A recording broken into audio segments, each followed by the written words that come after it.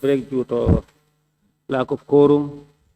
And now that I've been told the quorum does exist for us to commence business, I want to urge members that to ensure that we are here on time. And the unnecessary excuse, we limit them so that we'll be able to carry our work as expected of us. Clerk, we may proceed. Thank you. Correction and approval of record of votes and proceedings of the National Assembly sitting of Wednesday, 17 September 2025. Honorable members, the record of votes and proceedings of the National Assembly sitting of Wednesday, 17 September 2025 is before us for correction and approval. Can any honorable member please move that the said record of votes and proceedings be considered and approved? The member for Brikama South. Thank you. Honorable Speaker, I rise to move the record of votes and proceedings of the National Assembly sitting of Wednesday, 17th September be considered and approved. Any seconder? Member for Banjul North. Thank you very much, Honorable Speaker. I rise to second the motion. Okay. Honorable members, it has been moved and seconded that the record of votes and proceedings of the National Assembly sitting of Wednesday, 17 September 2025 be approved. Any correction or observation from honorable members may do so by show of hands. We will look at the record. I hope all members, you are supplied with the records. So we will look at the records page by page and beginning with page 1. If there are any issue or issues or no observation, members may draw my attention by raising their hand. Page 1.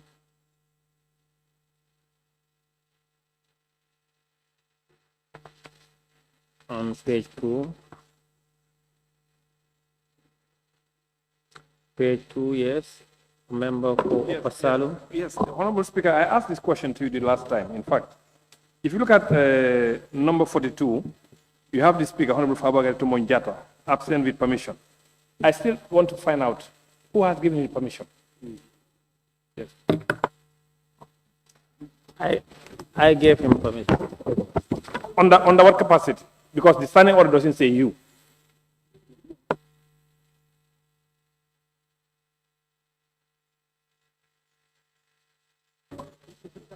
The office of the Speaker is the Speaker and the Deputy Speaker. So, and you know, wherever you don't find any standing orders, you go to order 8.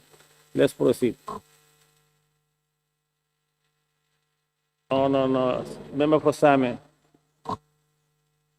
Sorry, Speaker. I just want to take you a little back to page 1. Page 1. Page 1, the correction and approval of record of votes and proceeding of the National Assembly sitting of, it should be Wednesday. No, it's Tuesday. They put there Tuesday. Order, honorable members, please order. Thank you, honorable member. Put up your mic, sir. Yes, it's correct. It is the order paper for Tuesday. Look at it, the order paper. You know, we are also considering yesterday's order paper today. So it's correct as it is. So, thank you. Honorable members, can we move to page 3?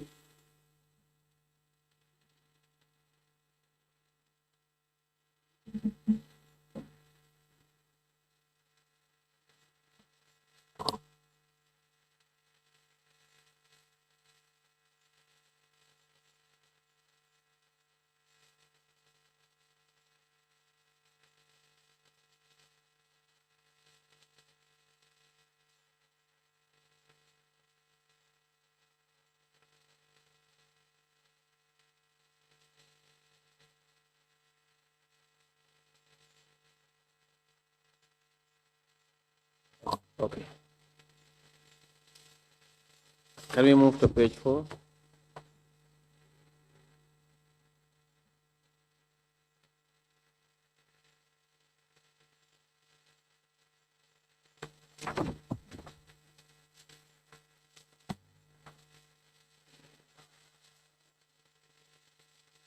Page 5. Member for Jara Center.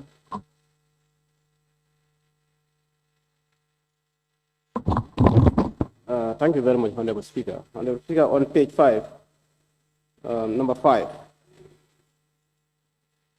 the first question there, question number 233, the last word questions, we should do away with the S, because it did not develop any supplementary question. Yeah. Thank you.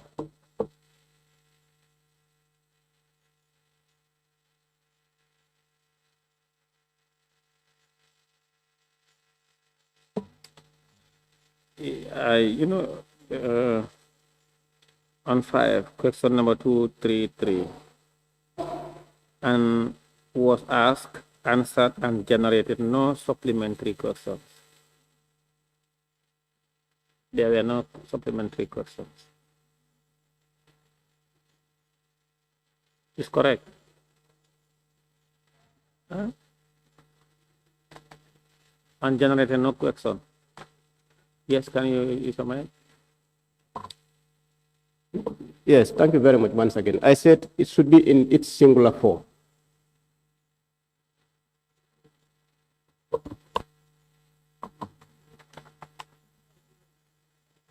Sammy? Yeah, I think, Speaker, I think it's correct like this. With the S, no supplementary questions. I think it's correct. Because the supplementary questions, what they are referring to, they are referring to or inferring to the 5 questions.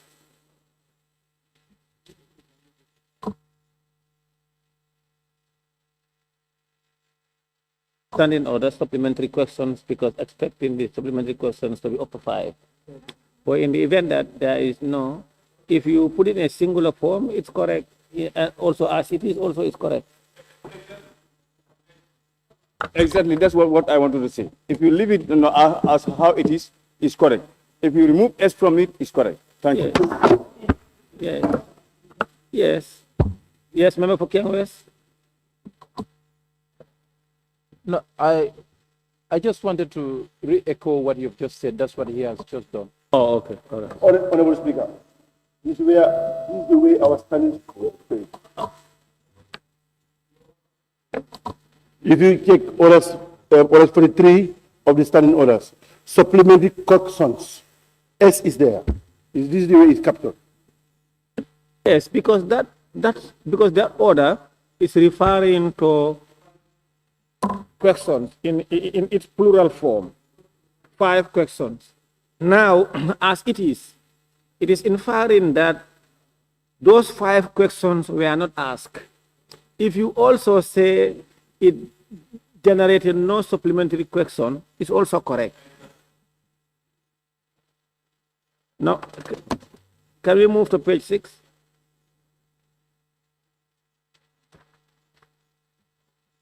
Can we move to page 6? Any order, honorable member, on page 6? Yeah.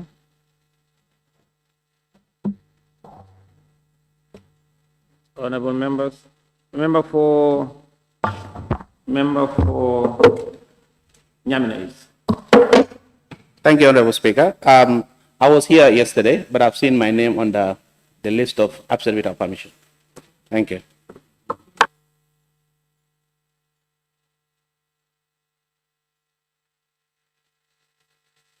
You were around?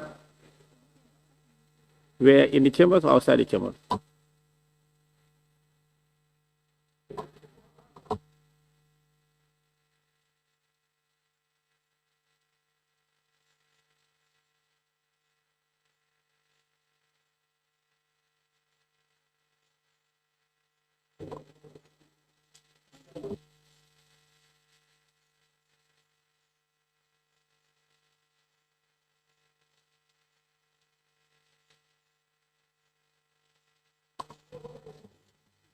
Chief EBS. Was here yesterday. All right, the member for Nyamina is complaining that he was here yesterday. So please table office and confirm by his chief whip. So, all right, thank you. Honorable members, it has been moved and seconded that the record of votes and proceedings of the National Assembly sitting of Wednesday, 17 September 2025 be approved with amendments. Those in favor, please say aye. Those not in favor, please say no. The ayes have it. Thank you. Clerk, we may proceed. Thank you. Laying of papers and reports.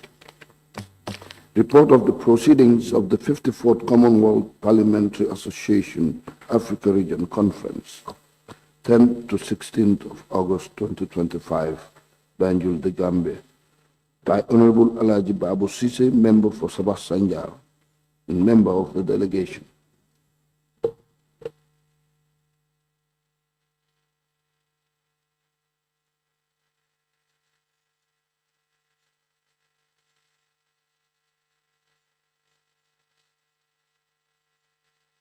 Honorable Chair, Honorable Member, please, who is tabling the report? Member for Olyundu. Thank you very Member much. for Sabah Sanjal. Thank you very much, Honorable Chair. I wish to, with your permission, table the report on the proceedings of the 54th Commonwealth Parliamentary Association CPA Africa Region Conference, 10 to 16th August 2025, held in Banjul. From the 10th to 16th August 2025, the National Assembly of the Gambia had the honor of hosting the 54th Commonwealth Parliamentary Association Africa Region Conference in Banjul.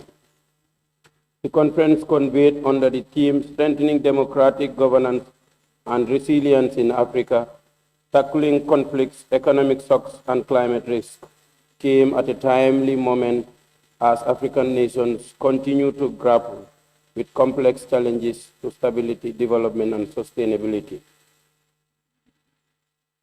The prestigious event brought together over 300 high-profile delegates from 17 Commonwealth countries across Africa, including speakers, members of parliament, and clerks. The conference provided a unique platform to deliberate on critical issues ranging from political instability and economic shocks to the urgent threat of climate change. The week-long gathering featured plenary sessions, workshops, and strategic meetings, culminating in the adoption of series of landmark resolutions.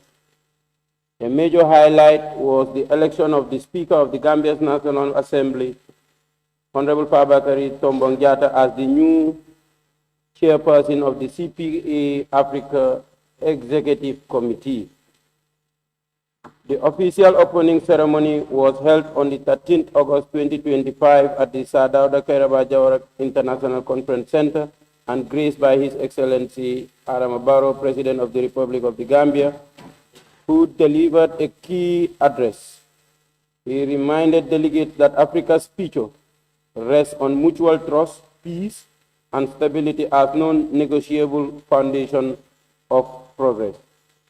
The President of the CPA Africa region, Honorable Fabakary Tombong Jatta, further emphasized the role of Parliament in building resilience through legislation and economic diversification, social protection, disaster preparedness, and climate action. A goodwill message was also delivered by the retired Honorable Catherine Gotani Hara, MP and Chairperson of the CPA Executive Committee, and Speaker of the Parliament of Malawi, Mr. Stephen Twigg, CPA Secretary General, and Honorable Dr. Christopher Kalila, CPA International Chairperson. The National Assembly delegation, Honorable Speaker, included attended the conference, comprised of the Honorable Fabakary Tombong Jatta, Speaker and President of the CPA Africa Region, Honorable Fatu K. Jawara, National Assembly Member, Honorable Alaji Babu Sise Nam, an ex-co member of the CPA, Honorable Musa Baji, a member, Mr. Khalifa Mbai, clerk and branch secretary, Mr. Sini Conte, director of table office, Sokat rep, and Mr. Jibairu Jane, director communications, ICT and press delegation secretary, and Mr. Mumud Lamin Baji, personal assistant to the Honorable Speaker. Honorable Speaker, the Gambian delegation participated actively in deliberations and ably presented the country's position throughout the plenaries and workshops, contributing significantly to the resolutions adopted. Honorable Speaker, permit me on behalf of the delegation to express our gratitude to the Honorable Speaker and the Office of the Clerk for facilitating our participation and providing the necessary logistical support to enable effective engagement in this important gathering. We look at the introduction. I'll just be guiding you, members, because for the benefit of time, I wouldn't want to read all.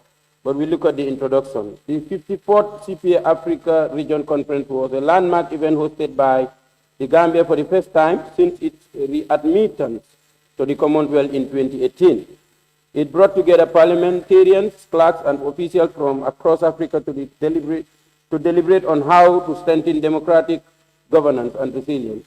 The conference central theme highlighted the interconnected nature of political stability, economic resilience, and environmental sustainability. Now, if you want to know about the CPA, it's a Commonwealth Parliamentary Association and a global network of over 180 legislatures across the region it exists to. It exists to promote parliamentary democracy, strengthen governance, accountability, and rule of law, foster cooperation between parliaments and legislatures, provide networks for women parliamentarians, small branches, and youth participation. Its work is overseen by a General Assembly managed by an executive committee and coordinated through its secretariat in London. The official opening, which was done on the 10th of August 2025, attended by His Excellency President Adam Barrow, who was also one of the key speakers, Honorable Pabakari Tombong Jatta, retired Catherine Gotani Hara. One of the statements that was mentioned by His Excellency President Adam Barrow cautioned against Africa's resource paradox, where ordinance coexist with instability and poverty. He warned of recurrent unconstitutional changes of government and urged collective action against economic shocks and climate risk. The workshops and debates were on thematic workshops and plenary address as follows. There was a thematic workshop on anti-corruption and economic resilience, climate action, environmental stewardship, governance inclusivity, parliamentary capacity building was also one of the workshops. There were also specialized meetings with parallel sessions that had enriched the conference. But I want to note one of the most important sessions, which was hosted by our able honorable nominated member, Honorable Patu K. Jawara, who successfully hosted and chaired the Commonwealth Women Parliamentarians Africa region in advancing women's leadership. The orders that follows were Society of Clerks at Table Office, which was attended by our able clerk and his support clerks. CPA Africa Region Executive Committee meeting, annual general meeting was also held on the 15th August 2025 and chaired by Honorable Pabakari Tombong Jatta at the AGM. We adopted minutes of the 53rd AGM in Arusha, Tanzania, reviewed progress of reports, and adopted the final resolution in the conference. There was also a key leadership transition, Honorable Speaker, if you may allow me, which I want to bring to the attention of the members. A key outcome of the AGM was the election of Honorable Pabakari Tombong Jatta as chairperson of the CPA Africa Executive Committee, succeeding the Honorable Catherine Gotani Hara from Malawi, which is something that was really applauded for, that Gambia, since independence, for the first time is becoming now the chairperson of the CPA Africa region, and we want to congratulate the Honorable Speaker for such a wonderful gesture. Honorable Speaker, if you may allow me, I will also want to bring the attention of the members that there were key resolutions that were adopted, and we encourage all the members to look at the resolutions as attached, and also lasting legacy and call for self-reliance. The Banjul Conference left a strong message, and that is Africa's solutions must be African-led through democratic governance, sound policies, and resilience building. Parliaments can transform challenges into opportunities. Under number 10, you have the recommendation that we will want to bring to the National Assembly. The Gambian delegation respectfully urges this August Assembly to note this report and consider the resolutions adopted for application within the Assembly's legislative and oversight functions. Attached are the resolutions, Honorable Speaker, and in conclusion, I would just go to general resolutions. If you look at the attached document, those are the resolutions that were adopted during the conference. The 54th conference of the CPA, if you look at the general recommendation, which is the last page, the 54th conference of the CPA formally endorsed the candidature of Honorable Notembeko Notamba Boyce, MP from KwaZulu-Natal, as the sole nominee for the position of CWP International Chairperson. Furthermore, the AGM emphasized that the importance of lobbying within the African Alliance to secure support for her election to this position. In addition, an African lobbying team will be constituted comprising the CWP chairperson for the Africa region and the CWP sub-regional representatives to spearhead advocacy efforts and consolidate support across the continent. The conference further instructed the Secretariat in collaboration with the Treasurer to develop a payment plan with all branches in areas to ensure that outstanding balances are fully settled before the 55th AGM conference. Honorable Speaker, I wish to, at this juncture, thank the Honorable Speaker, your office, the deputy, the clerks, the majority side and the minority side, and all other honorable members who could make it to the conference and who could not because of unforeseen circumstances, and also to thank the office of the clerks and his support staff. At this juncture, Honorable Speaker, I submit for your consideration.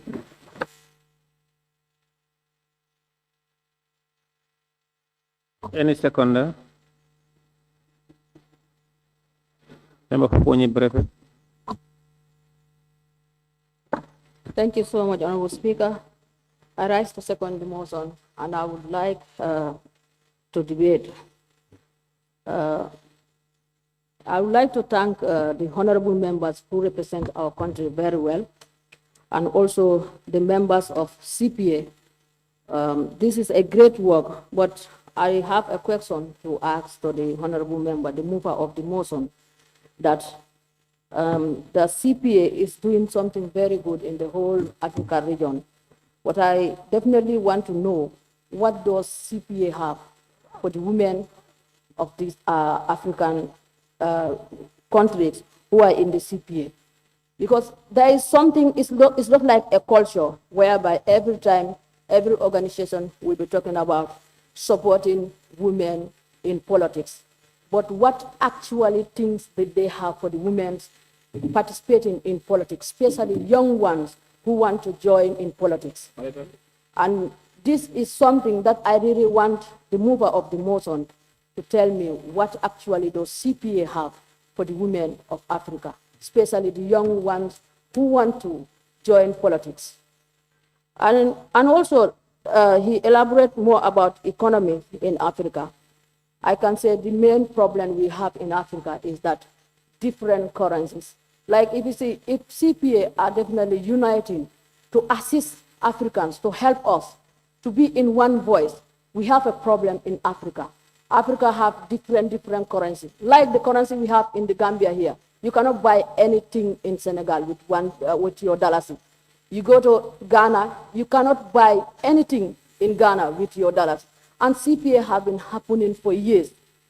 I don't know how possible could African settle that kind of problems of different currencies.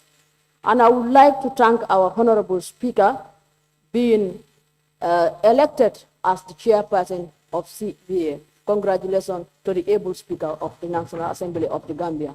Thank you so much. I beg to move. Honorable members, it has been moved and seconded that this Honorable Assembly do consider the report of the proceedings of the 54th Commonwealth Parliamentary Association CPA Africa Region Conference from the 10th to 16th August 2025 in Banjul, the Gambia. Those in favor, please say aye. Those in favor, honorable members, please say aye. Those not in favor, please say no. The ayes have it. Any honorable member who wishes to take part in the debate may do so now by show of tax. I have few members who made it on my list already, beginning with nominated member Maimuna Sise.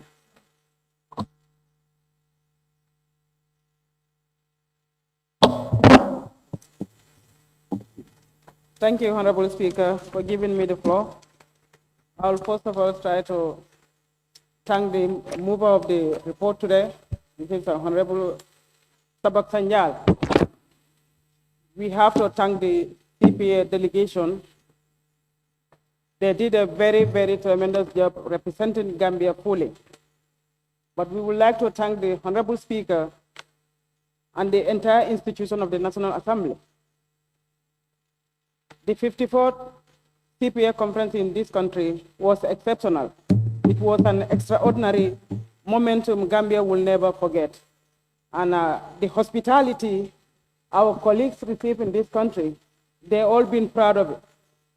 Because I met few of my colleagues from Kenya and South Africa, they all expressed, being the first time attending a CPA conference, feel home with more hospitality, with more delicious food in the Gambia.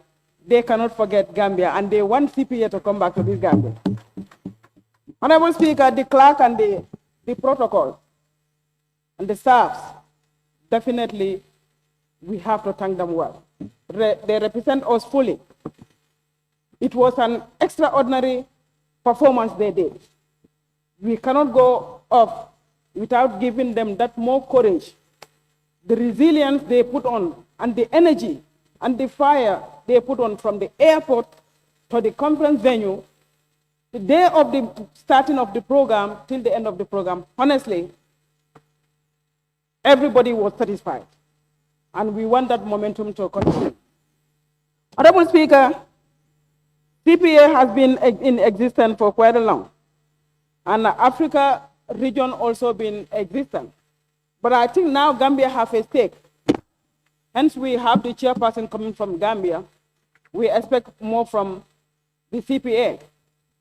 I would like to ask the mover of the motion, what CPA have they for African women leadership? Because we found ourselves that still now we are trapped when it comes to leadership in Africa, not only in the Gambia, but across the globe. Till now, sometimes we found ourselves that the women empowerment still now stuck with a lip service. Much has been done, but we still now anticipating much should be done. Honorable Speaker, there are resolutions which have attracted my mind, which is the performance and the call for African governments to understand and give a chance for the disability.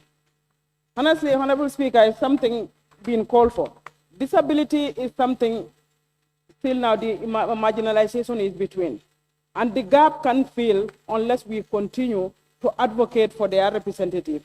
And there is no condition permanent, but we want to advocate for them to make sure that wherever they are, they feel themselves, they are part of the society, which God has created for them to be. Honorable Speaker, on that note, I would like to take my sheet, but Honorable Speaker, definitely I have to commend Honorable Babu Sise. The strategy and the energy he put towards the selection of Honorable Speaker to be the chairperson of the Africa region is commendable. Honorable Speaker, thank you. I beg to comment. Thank you, nominated member Maimuna Sise. I now invite the member for Central Badibu to take the floor. Thank you, Honorable Speaker. Thank you, Honorable Member of Sbat Sanjal. And thank you all the members who participated in this important international event. And to congratulate the Speaker for being selected as the chair of CPA. Honorable Speaker, I will just go through the lane of history where this country was taken out of Commonwealth due to the gallant struggle of the people of the Republic.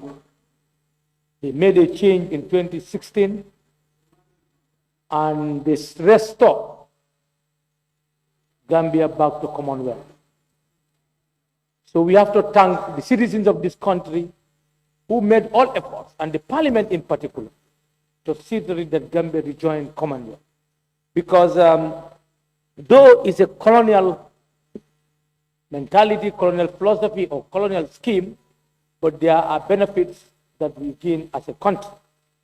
And I believe Speaker being chosen is a reflection of a time when the motion was brought to this Parliament for Gambia to be out of Commonwealth. Now, in his presence too, all the efforts are made, and he is now nominated or selected as the chairperson. I think this is very democratic, and that's why we need change. Whenever change happens, there are a lot of good things that are attached to it. Thank you all. Honorable Speaker, coming to the topic. I'm coming, don't worry. Coming to the topic. The topic itself, I just want to go to the preamble where it says,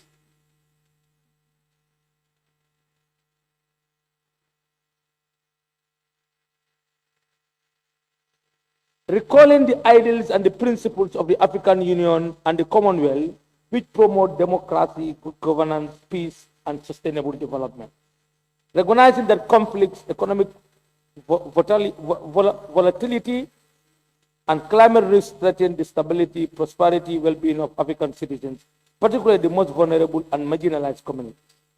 Acknowledging the sacrifices of visionaries and activists who struggle for the self-determination laid for the foundation of Africa's democratic heritage. Nkrumah, Nyerere, Mandela, Sadauda, and others, they struggle for this continent, Africa, to be liberated.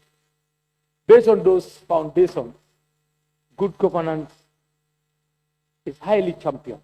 Human rights. Sadauda was a human rights champion in the sub-region.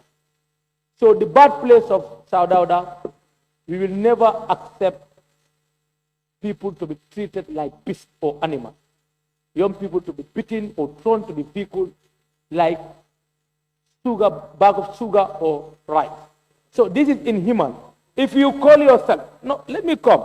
Please, let's learn. If you call yourself a democratic state, if you call yourself as a democratic state, don't abuse people. Honorable Speaker, point of order.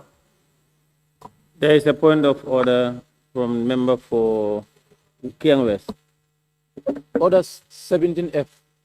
While a member is speaking, all members shall remain silent and shall not make unseemly interruption. A member is making his contribution and they are making noise, they are distracting him. I think it's very unfair. Order sustained. Honorable members, please, if you want to interrupt, you know what to do. Order sustained. Please. Thank you very much. Honorable member for Central Badibu, can you take your seat? There's a point of order. I have not made my ruling. No, you made your ruling. Take your seat. Honorable members, please, if you want to interrupt, you know what to do. Please maintain decorum.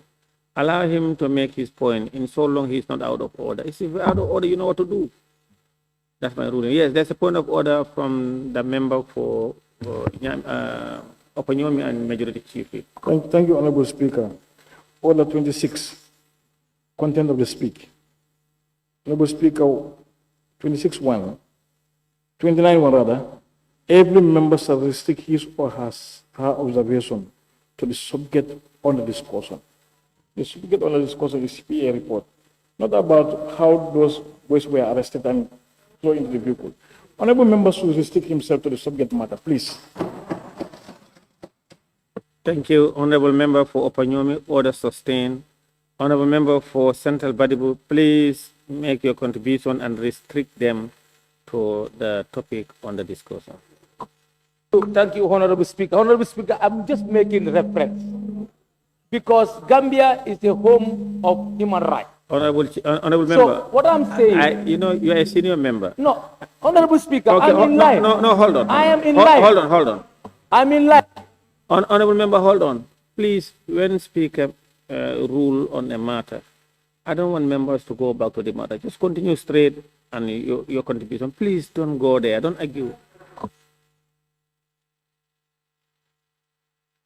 Page number is not numbered, but you look at the preamble where it says recognizing the inherent dignity and the equal and inalienable rights and freedoms of all persons, including persons with disability, as enshrined in the Universal Declaration of Human Rights, the United Nations Convention, and on the rights of persons with disability, the Protocol to the African Charter on Human Rights and People Rights, on the rights of persons with disabilities in Africa, and other relevant regional and international human rights instruments. That's why I said in this country called Gambia, people should be treated with dignity. They should not be tortured. They should not be treated badly. This is what I'm saying, and I make reference to the young man who was thrown into the vehicle. I mean, in line. Thank you, Honorable Speaker. To go further, Honorable Speaker, I will wrap up. Honorable Speaker, the advices, if you look at the resolution, resolve as advises African parliaments to take measures to compel their respective governments to maintain comprehensive and up-to-date case logs for courts and corruption investigations. Gambia is vulnerable to this. Our courts are full of cases. So what do we need to do? Parliament needs to put pressure to decongest the cases at the court. And the reports, even this parliament, there are a lot of reports that come before us. The auditors report, we need to make sure that they are implemented. This is what, you cannot be part of Commonwealth, you don't want to respect these ideals. You either be out or you be in, or you follow the principles. Honorable Speaker, Honorable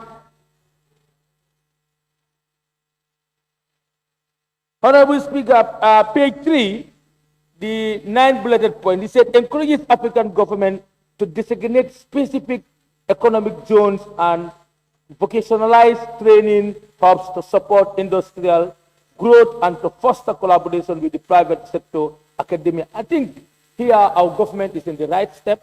They are taking a giant move to establish the training facility that we have in Demban and the Tibet Center that has been created, and transforming GTTI and other institutions. I think this part, Gambia government, we should say kudos to them. Me, I will say kudos when it is necessary. I will make an alarm when you make wrong.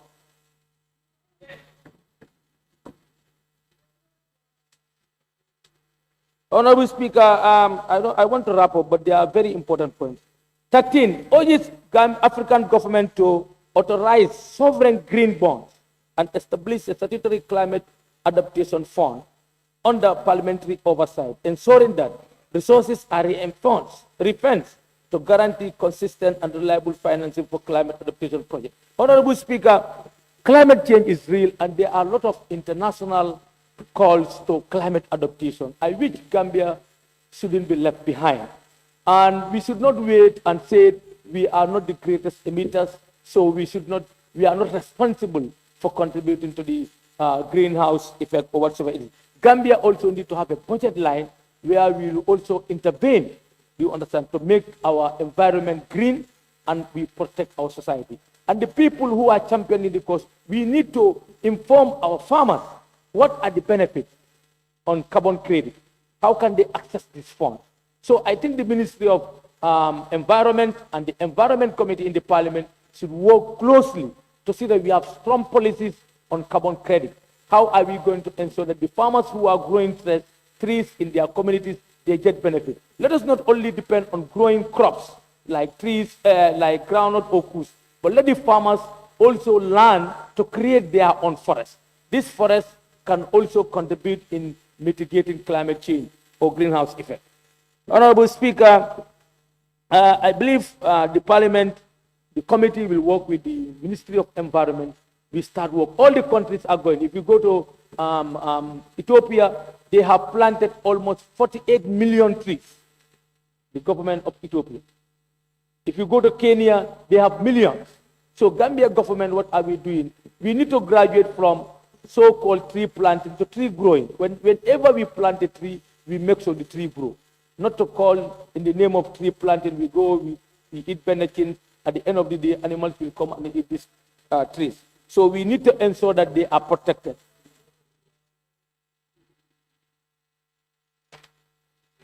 Honorable Speaker, I have to thank Honorable Padmata Jawara for chairing the gender part of the meeting, because this shows that women need to be involved in any critical decision that we make as a country.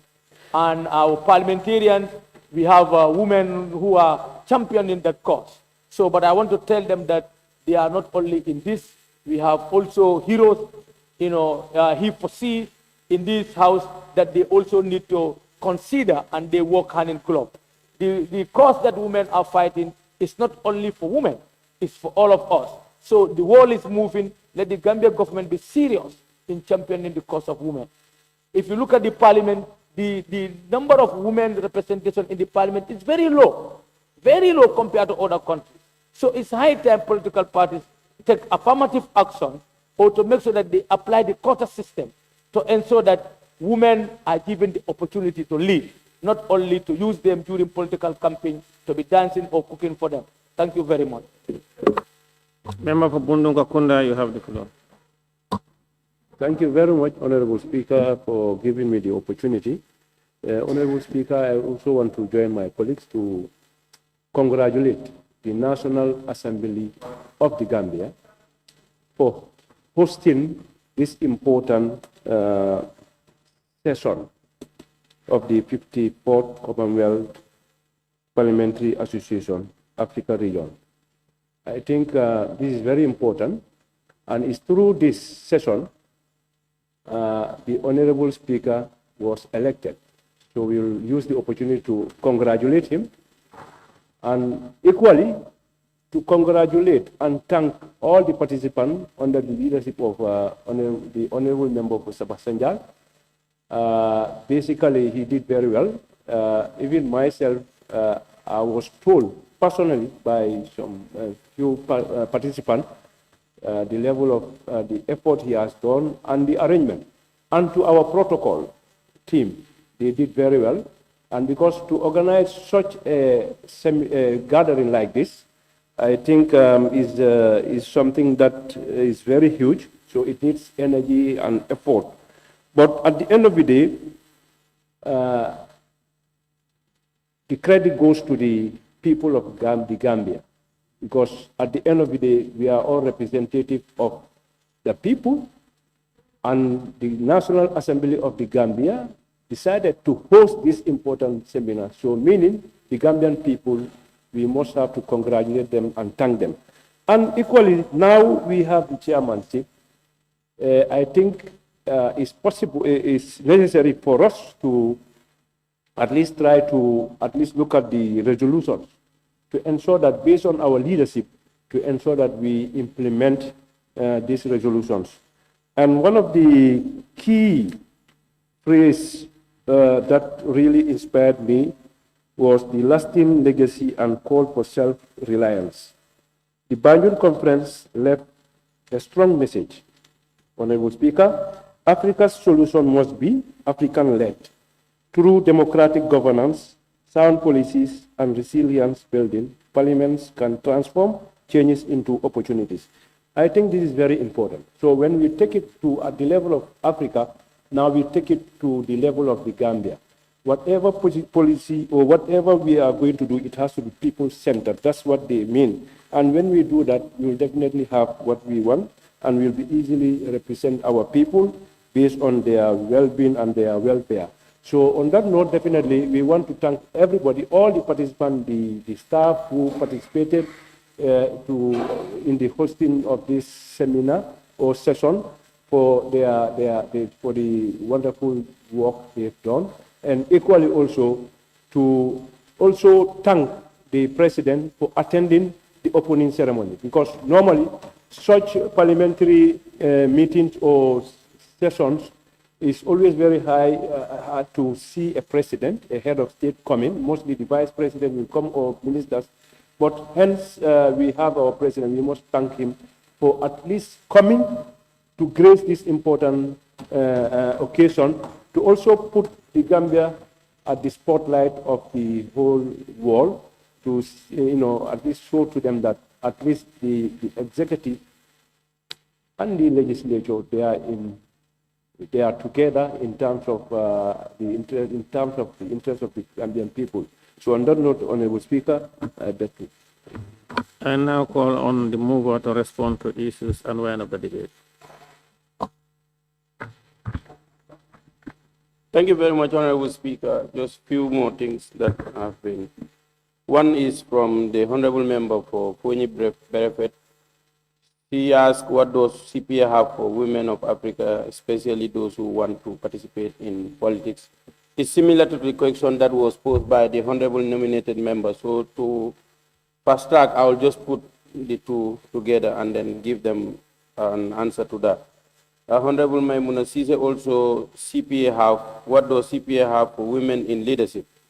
My answer to that is the CWP, there is what you call Commonwealth Parliamentary Network, hosted a workshop on parliamentary responses to GBV in Nigeria, that is gender-based violence in Nigeria. And most of the time they host these events across the region, and I will encourage them to sign into those networks so that they can get updates of what is happening in CWP. Also, the network, there is what you call the CWP Gender Strengthening Fund, which is about £90,000. It is specifically there available to assist in the efforts to undertake projects and events aligned with the CWP's mission, that is the Commonwealth Parliamentarians mission. So all what you need to do is to have a women caucus, look for a chair, and then sign into the network, develop projects, and then try to get access to this fund because it's readily available. £90,000 every year is there for Commonwealth women parliamentarians. Honorable Saho also encouraged members to make best use of the Commonwealth Association since Gambia was out of the Commonwealth, and he thanked the new democracy that we are, which led us to come back to the Commonwealth Parliamentary Association. Honorable Suleiman Jammeh also, thank you very much for congratulating our Honorable Speaker for the new leadership, and also the President of the Republic of the Gambia. Actually, I've been attending conferences on CPA, but like you said, for the first time that we have a head of state attending such an opening ceremony. So it was a plus for Gambia that our president really attended and gave us such a wonderful remark. He also urges us parliamentarians to look at the resolution and also rely on the chairmanship to make sure that we perform well as far as these resolutions are concerned, because come the next 55th CPA conference, we will have to report back as far as these resolutions are concerned. I think those are some of the questions that were asked, and I thank you, Honorable Speaker, for giving me them. Thank you. It has been moved, honorable members, be it resolved that this Honorable Assembly do adopt the report of the proceedings of the 54th Commonwealth Parliamentary Association Africa Region Conference from the 10th to 16th August 2025 in Banjul, The Gambia. Those in favor, please say aye. Those not in favor, please say no. The ayes have it. Thank you. Clerk, we may proceed. Thank you. Laying of papers and reports continues. Finance and Public Accounts Committee updates on the National Assembly resolutions of 29 September 2022, 14 September 2023, and 18 September 2023 by the Vice Chairperson of the committee.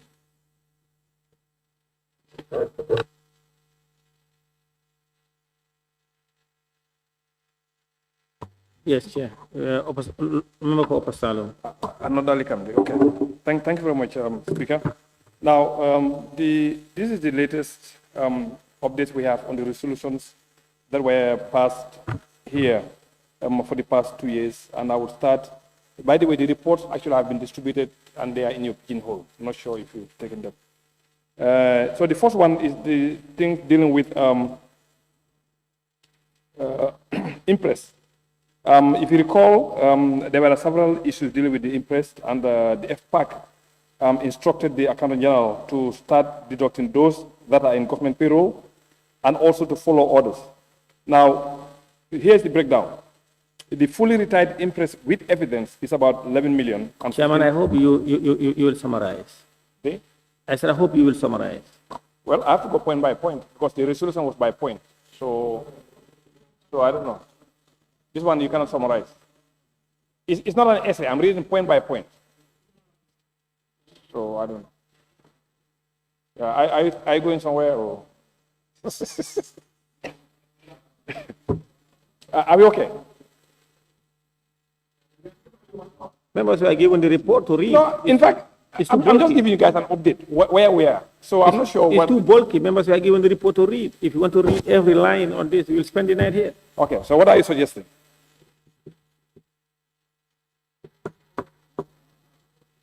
This is just an update. Exactly. Exactly, yeah. So I don't know. Exactly. Yes. Mine will take me 5 minutes anyway, so I don't know. This will not take me it's just about 5 minutes for me. So, but anyway, so the fully retired impress now stands at about $11,015,883. That's retired with evidence, fully recovered through payroll. Remember, some staff that are still on payroll have been deducted. So far, they've deducted $4.8 million from employees of the government that failed to retire. Then the outstanding impress still stands at about 18 million. The impress cycle not completed is about 417, and there are also errors about 575,000. So this is for the past more than 6 months now. So we requested the Accountant General to come and give us the latest update, because when you deduct from salaries, that figure should go down. So you realize that 4.8 million would be more, because people are still being deducted from their salaries that's working for the government. On number 2, that the all unreconciled government accounts indicated in the audited accounts be reconciled by the Accountant General before the end of the financial year 2022. We have not get any update from the Office of the Vice President on that. And if you go number 3, that the government, through the Minister of Finance, endeavor to table before the National Assembly revised public finance bill and the revision of the Financial Regulations 2016 before the National Assembly. The last update we have is the bill is at the level of the cabinet, which is yet to clear cabinet for it to be brought to the National Assembly. The Auditor General consider, number 4, the Auditor General consider invoking powers under Section 160, subclause 5 of the Constitution, where discrepancies of criminal or fraudulent nature are discovered during an audit. This one, there is no further action needed on this, because all discrepancies of criminal nature are actually reported to the Inspector General of Police, so there is no further action needed.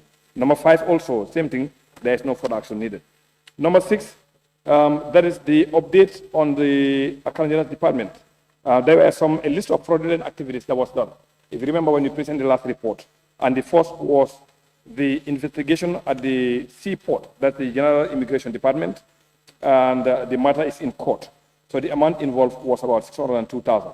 And that is the last update we have. Still the matter is in court. Number 2, which is B, the cashier at the Birkama Health Center.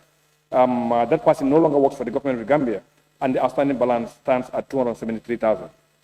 C, the suspect in the case of Birkama Sub-Treasury also no longer works for the government of Gambia, and the amount involved was 6,592,000. D, the suspect in the case of Kerewan Sub-Treasury.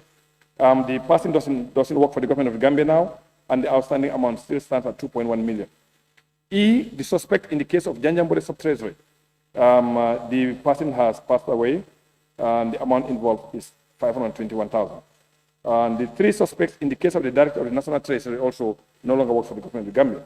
I need to also bring to the attention of the members that there was one particular case that we mistakenly omitted in the report, and that is the case of the National Environment Agency. There was an issue of the delivery of certain items by the Director of Finance, and the NAO asked the police to investigate. It was about 5 million. However, when the police investigated, the amount turned out to be about 11 million. The last update we have was the culprit was willing to negotiate with the ministry to repay. So that's the last update we have. Now, if we continue further on the cases, there was also an investigation into the case of the Department of Parks and Wildlife also, and the amount involved was also $839,500. And there was also another case at the government of the Gambia, that's the mission in Guinea-Bissau, amounting to 390,000, and another case of 1.5 million. That's the mission in Paris. So all the cases right now, as we speak, they are at the level of the Minister of Justice. And we've written to the Minister of Justice to provide us a detailed update on the latest, but they were yet to respond to our letters. So on our next subsequent update, we will give you each of the cases, where exactly are we, whether they are actually in the courts or they are still lying down at the ministry. Now, the number 7 here, the Accountant General resolved all prior year closing balances, and the Auditor General has confirmed that adjustments will be made on subsequent government accounts, which means for 2021 and 2022. Number 8, the Minister of Finance must be part of any grant negotiation, and there's no update on that from the Office of the Vice President. And on number 9, the government projects shall use the IFMIS system. Again, I think the Accountant General actually has done a tremendous job in this area. 28 sovereign institutions are completed, and there are more that they need to complete. So 8 local government councils are also completed.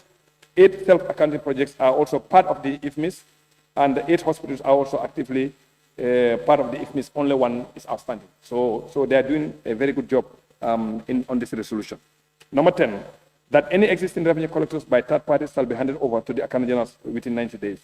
Also, there is no update from the Office of the Vice President, and we are requesting them to give us an update latest by the end of September 2025.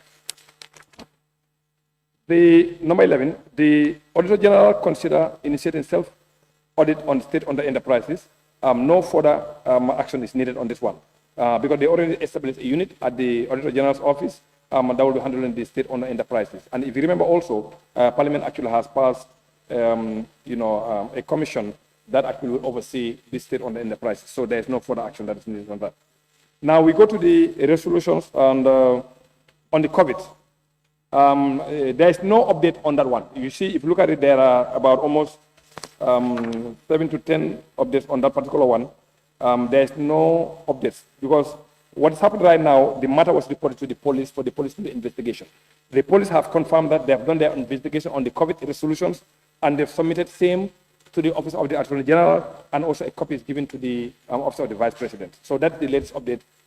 So we are hopeful when the Solicitor General provides us with updates on the cases, the issues of the COVID issues will also be highlighted on those ones. So I do not need to go through the COVID resolutions because everything's right now at the level of the Attorney General's office, and they will get the latest update from them. Now I go to this one, which is the unreconciled government accounts. As I indicated earlier, there's no further update on that from the Office of the Vice President. Okay.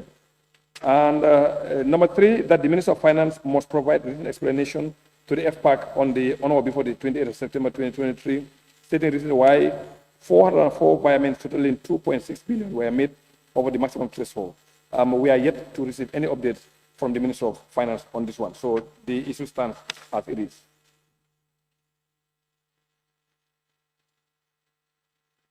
Now, the other one is the Secretary General at the Office of the President and the Permanent Secretary of the Ministry of Works must provide a recent explanation to the FPAC on or before the 28th of September as to why the approval of a single source was done for the rehabilitation of the State House. We have not received the latest updates. The committee recommends that the OV provide the updates latest by the end of September, that's this month. Now, the next one also is about the Secretary General, Office of the President, and the Minister of Works, Infrastructure, to explain about the issue of the Banjul project drainage system. A resolution was made, and we are yet to receive the latest update from the Office of the Vice President. The Accountant General, the next one, the Accountant General must present to the auditors for review all unpresented payment vouchers and supporting documents. We have not received any latest updates, and we have asked the Office of the Vice President to give us the updates on those documents. But the last update we had was only 20,000 could not be traced, which means out of the 392,000, that was the issue. Now the outstanding is only 20,000 for the voucher to be traced. So if you look at it also, they've done a very good job on that particular line. Now, number 7, the Contracts Committee and the Secretary General at the Office of the President in 2019 to reimburse the sum of 950,000, being a contingency amount that they were asked by the GPPA to remove from the contract with Guy Construction for the rehabilitation of the State House. This matter is now resolved and there's no further action needed. Number 8, the Permanent Secretary of the Ministry of Environment must also provide details on the agreements that it has with Senegal on the forfeited timber on Gambian soil. Now, the update from the police is this.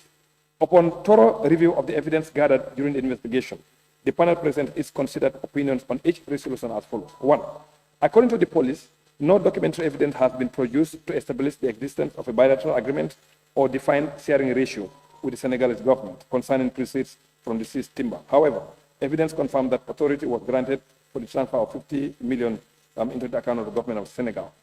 And we are yet to receive any more updates from that particular one. Now, on the second matter, that's the update from the Inspector General of Police also, where we have directive from the FPAC for proof of consolidated proceeds from the expenditure of 108 million. The panel confirms that authority was granted through 2 separate instruments, and the issue was those instruments, but they have confirmed those 2 instruments. And the last part also update is there is no evidence, this is from the police, there is no evidence to suggest that the Permanent Secretary, Minister of the Environment, exercised discretion in the responsibility in approving this payment. As the authorization originated from higher authorities, as such, the panel finds that the resolution addressed with availability of these 2 authorizations, so we cannot hold him responsible. That is their opinion. Now, on number 10,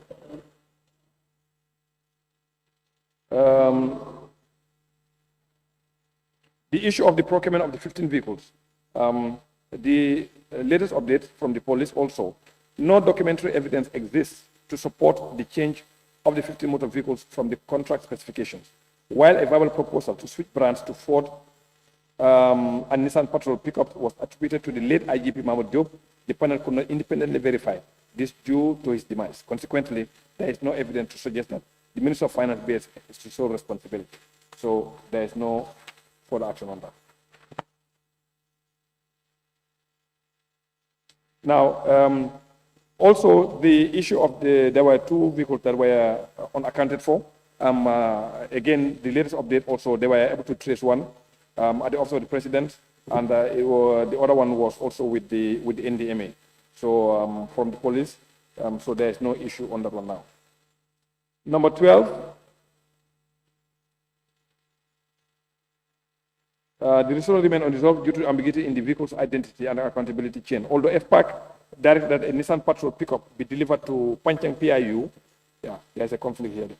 But no MDA was clearly assigned a responsibility and no procurement records were actually produced. So the committee recommends an update from the Office of the Vice President by the end of this month. Now, number 13, that the Chief of Staff and Inspector General of Police must ensure that the commandeering of the NO vehicle stops immediately. That has been resolved, no further action. 14, the Public Utilities Regulatory Authority, PURA, must immediately levy appropriate fines on jar oil, whatever that issue has been resolved. That the Department of Physical Planning must not issue permits for construction on fuel stations prior to the PURA's approval. We are yet to receive updates from the Office of the Vice President, and which we ask to be updated by the end of this month. Then we go, as we conclude these things here, that the Director General of the Gambia Bureau of Statistics, GBOS, must ensure that some payments vouchers amounting to 450,000 that were not presented for audit inspection are provided to the auditor before the 28th September. We are yet to receive the latest update from the Office of the Vice President. And number 18, also as well, the Gambia Competition Commission must ensure that the monies involved in the fraud case concerning fuel coupons defrauded by their staff be fully recovered on or before the 28th. There is no further action, as the amount we've been told have been fully recovered. Now, number 19, that the principal of Gambia College must provide to the auditors on or before the 28th September missing vouchers. Latest update, based on the panel's finding, the resolution concerning the 17,589,000 initially queried as missing vouchers shows that while a portion of the transaction risk legitimate audit concerns, not all the vouchers can be classified as missing. Records indicate that some queried payments vouchers were indeed handed to the external auditors and acknowledged by Mr. Paul Gay, while other transactions relate to direct bank transfers that are traceable in the College GT Bank 2 account.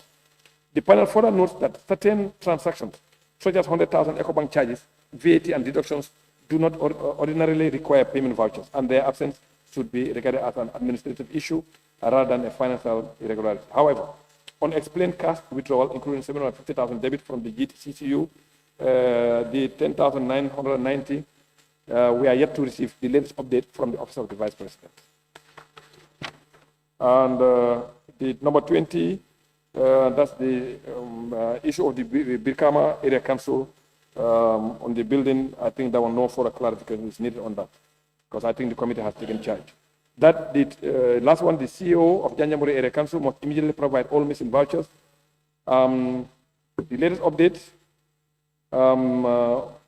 was that the person responsible is outside the jurisdiction now. That's the latest update we get from the police. Now, let's go to this one. I think we are done now. Now, this update from the Kuntawur Area Council, the CEO, let's see. Now, the amount, there's an amount from the Janjamburi Area Council that Inspector General must launch an investigation on. Yes, based on the panel's finding, that's the police. Primary custodial responsibility for the missing vouchers points to the then Director of Finance, Mr. Alaji Mane, and evidence confirms the vouchers were formally handed over to him by Lamin Mane, a process witness. So again, the same update, the man is no longer in this jurisdiction.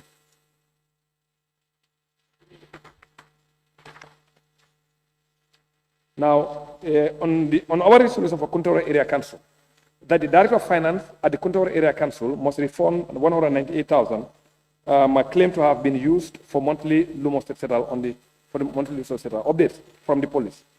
Based on the panel's finding, the resolution concerning the 198,000 claim for monthly Lumos settle shows that while Mr. Moroketa, the Director General of Finance, refunded 150,000 in compliance with FPAC's directive, there is no evidence directly linking him to the irregularity. Records indicate that in 2019 and 2020, an annual budget of 300,000 was duly approved. So the amount that FPAC wanted him to pay back was 198,000, but he has paid back 150,000. But he's paid, but he said he's not assuming responsibility, but he will pay. And the other one is still a committee on regional government. Ombudsman, I think that one is okay. Now, the other one, number 24, is the judiciary to prepare their accounts for year ended 2016, 2022, etc. The National Audit Office has confirmed that the audit is ongoing. So there's no further action needed on that. Now, I think I should need to... So essentially, these are some of the latest things we actually have. Now, there are two things we've asked the the Accountant General's office to give a latest update on the issue of interest. And we've also asked the Minister of Justice, the ministry, to provide us with the latest cases of fraudulent activity and what actually has happened. Because the police have submitted that, they've submitted case files to them for some of them 6 or 7 months, but they yet still to receive any feedback from them. So we are waiting for the Solicitor General to provide us with the update of all the cases that are fraudulent in nature to be provided to the office here, as well as the Accountant General also to provide updates. So these are the latest updates we actually have for you, and the committee is going to continue with meeting those two institutions, and by the next session, we can give you a more comprehensive updates on every single issue that is not closed. Thank you. And second, member for Kiang West. Honorable Speaker, thank you very much. I rise to second the motion and would want to partake in the discussion. Honorable Speaker, to start with, I want to ask this question to the mover of the motion. Outstanding interest on the number 2B, interest from 2007 to 30th December 2025, 30th April 2025. And interest holders not in the payroll, $6 million. Is there any explanation as to how this should be recovered? What are some of the mechanisms put in place by the Accountant General that needs to be clear? Honorable Speaker, interest holders in public service, but not on payroll, $5 million, 817,500. What are some of the mechanisms for the public holders to interest holders in the public service, but not on payroll? This amounts to 5 million. What are some of the mechanisms put in place to recover these interest? These people are still in public service, but they are not on the payroll. What mechanisms are put in place to recover these monies from them? That should be clear. Honorable Speaker, the total outstanding interest is $18 million. This is huge. And I think we required an explanation as to when are all these interests due and what are some of the mechanisms put in place to ensure that they are all recovered also needs to be explained. Honorable Speaker, sadly, if you look at all the resolutions from page 1 to the last page, where the resolution required an update from the Vice President were not forthcoming. None of them. If an update, if a resolution is sent to the office of the Vice President, in fact, we want to be clear. If these resolutions were not sent to the office of the Vice President, if they were, why didn't the Vice President respond to the resolutions of the National Assembly? These were sometimes when members of the Parliament argue that our resolutions and our recommendations are not respected by the executive. These are some of the evidences. Because if the Vice President is not responding to our resolutions without explanation, because this report does not highlight any explanation as to why the Vice President, could not respond to those things. I wanted to use a more deliberate order of person to say refused to, but I would assume that why they could not do that, that has to be further explained. Honorable Speaker, let me take the Assembly to this place. Page 7.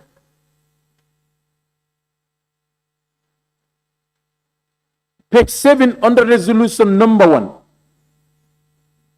It reads, the executive director of NDMA must account for all undelivered food items with over $100 million on or before 25th of September 2023 to the Accountant General and notify the FPAC.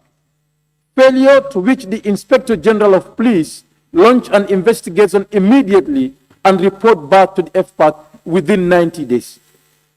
No, Office of the Vice President did not provide FPAC with any update. Honorable Speaker, this happened at the most trying time of the world. Everybody was crying during this time. Employees were sent home with little package. Some were paid half of their 50% of their salaries. For over a year,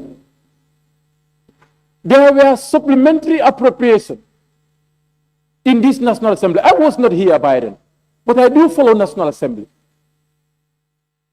where a supplementary appropriation was done to help the citizens of this country.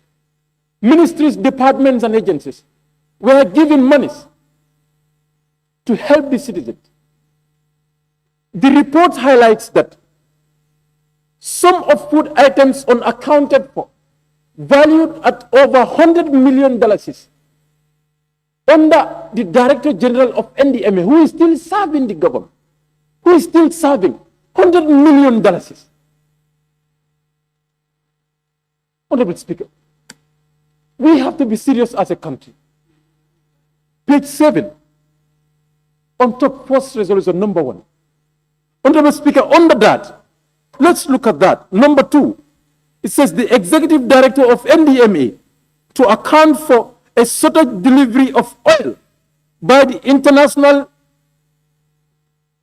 Commodity Insurance worth $37 million.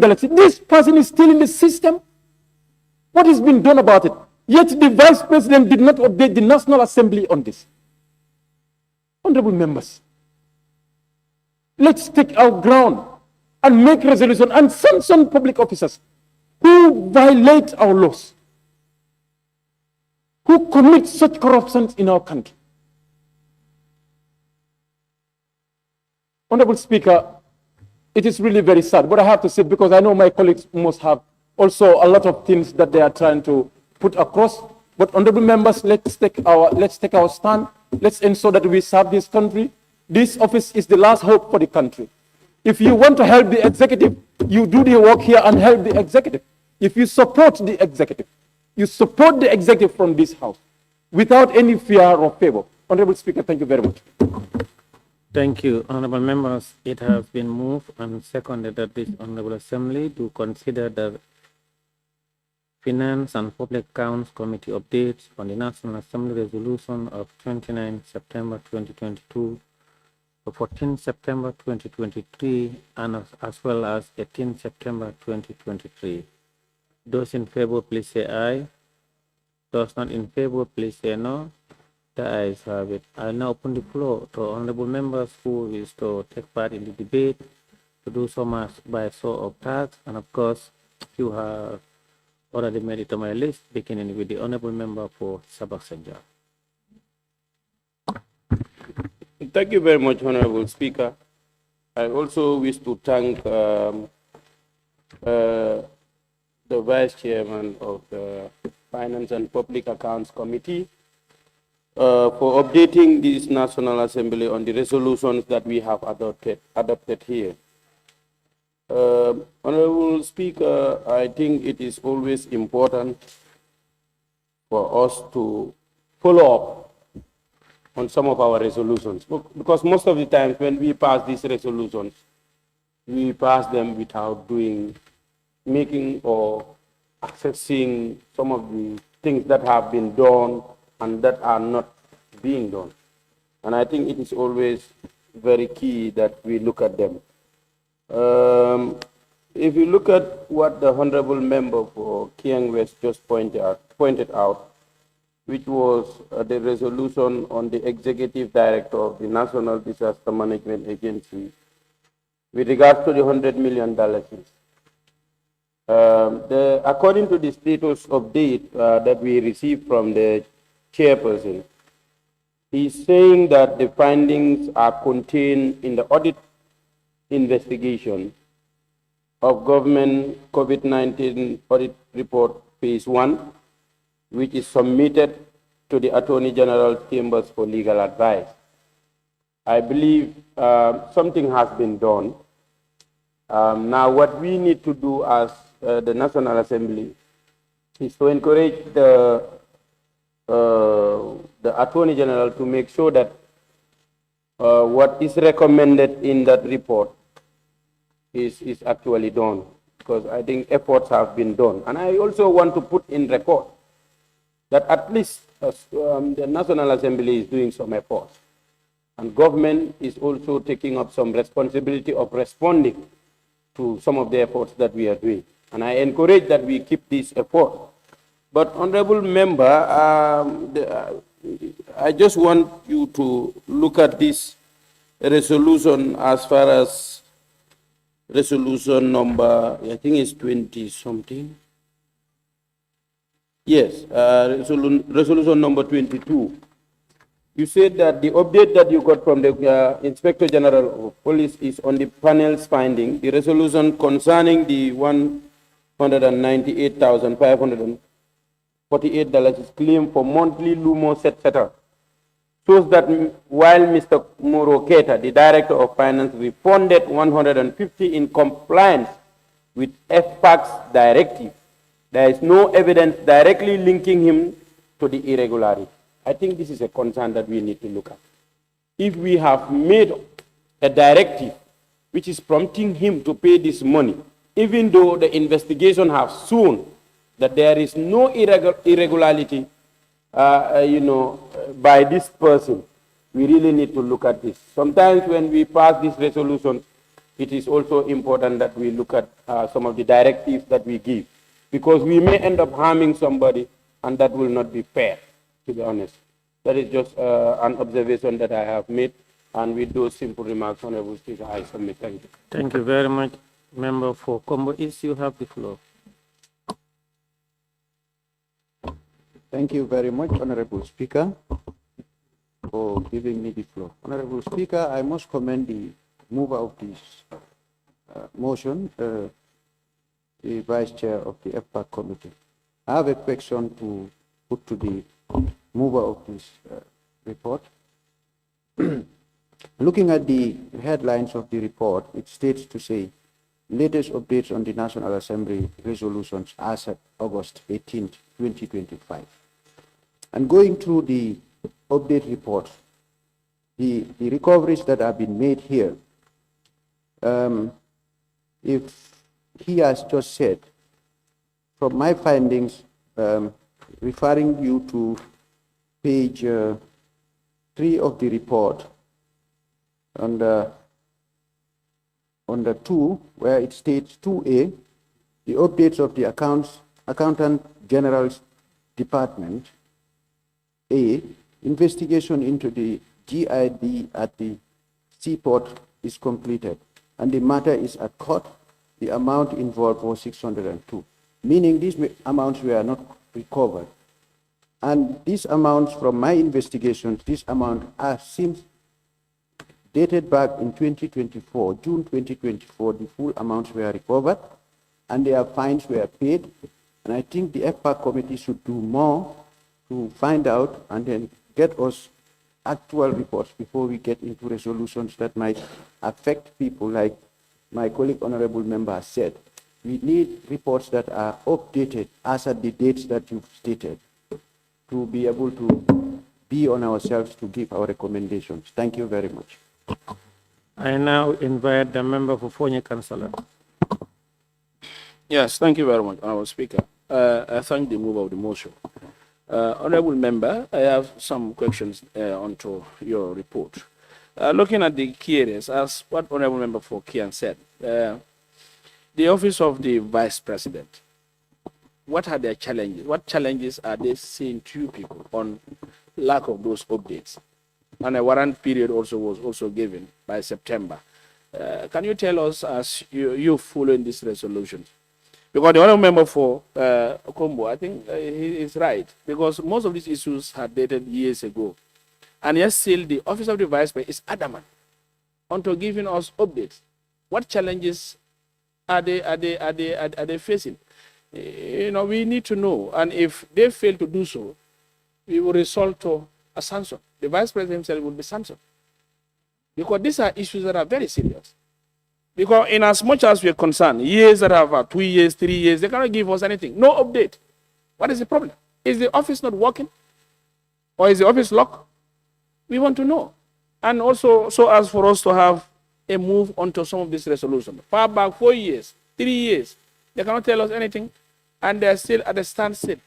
So, Honorable Chair, Vice Chair of the committee, and secondly also, I want to also to do know, is the Office of the Vice President using IFMIS? Is it part of it that, is it part of the other uses IFMIS? If they are so, what is the problem? What are problems why they cannot update us, give us, you know, a befitting update as the FPAR committee wants? Thank you. Member for Opanyomi, you have the floor. Mr. Speaker, thank you so much for giving me the opportunity. Let me also give my colleagues to thank the mover of the motion for, laying this important report before the Assembly. Honorable Speaker, it's not easy, and people embezzling public funds, when they are fined one thing by the law, there should not be massage. They should not be treated leniently. They should be left with the law to deal with them. We really thank the committee for doing a very good job on behalf of this Assembly. We also thank the Office of the Accountant General for complying with some of the resolutions of the FPAC. Those are things we are really seeing and we are impressed. And we also urge the Office of the Vice President to act according to the resolution of the FPAC. That's what we need as the people of this country. But definitely, people investing in public funds should not be massaged, Honorable Speaker. Should not be treated leniently. They should be dealt with the law. And with that few remarks, Honorable Member, thank you so much for bringing this important report. Thank you. Thank you. Member for Same, you have the floor. Thank you very much, Honorable Speaker, for giving me the floor. Thank you very much, the mover. Honorable Speaker, what we are looking at is a resolution which was passed in this House since 2022. Honorable Speaker, if you look at the resolution, I have to thank the FPAC committee. They have done very well because they have set timelines to other resolutions that they feel they are not addressed. That's very good. But if you look at other resolutions, that what they are asking for, those things are not addressed, but they don't say anything of those. Like if you look at page 1, number 2, Office of the Vice President. You look at page 1, number 2. The Office of the Vice President did not provide, but the committee did not state any recommendation, any timeline with regard to that. Yes.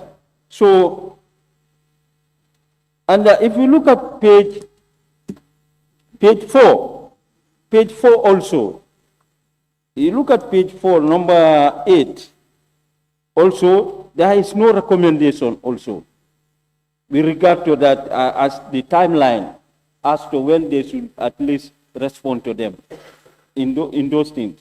So other than that, it's a very good report, Honorable Speaker. We should try and always try to follow our resolution to see whether they are addressed or not. So thank you very much. Member for Banjul North, you have the floor. Thank you very much, Honorable Speaker. Honorable Speaker, I will also want to join my honorable colleagues to commend the FPAC committee and also the mover of this important update. As stated by other members, and according to my findings, I believe that this is also not the latest update from the Accountant General, which is indeed very important, because I believe when it comes to the figures, it should at least go down, the 18 million that is said or mentioned by the mover that it is outstanding. I believe it must be down. Looking at also the period since when we made this resolution, Honorable Speaker, I can tell you I was really touched when my neighbor, my comrade here, said Parliament is the only hope that we have in this country now that can help the executive and also the Gambian people. I think it is very, very important for us to stand firm, especially when it comes to issues that has to do with mismanagement of public funds in this country. It's very, very important. And there is need be for us to do all what we can to make sure that all what was mismanaged in terms of funding, I mean public funding, should be refunded and accordingly. And we should not, like other members have said, we should not massage this process. This is not a process whereby we have to look at each other like sideways. We have to look at each other in, let's say, eye to eye to make sure that all these funds are refunded and accordingly. So in that regards, I join my colleagues to commend the FPAC for bringing up this important update. And together, let us do the follow-up. And I believe we can stand together and save this country we call the Gambia. Thank you. Thank you. Member for Lower Floor du West, you have the floor. Very much. Thank you very much, Speaker. I also join my colleagues to thank FPAC for doing the needful and bringing us such a report of the resolution. But when I go through this, so often I used to see no update coming from the office of the Vice President. And I further looked at most of the comments, no further action needed, meaning that there are a lot of efforts that have been made to address some of those areas. And I also keep seeing to ensure that the implementation of this resolution is at a higher tone.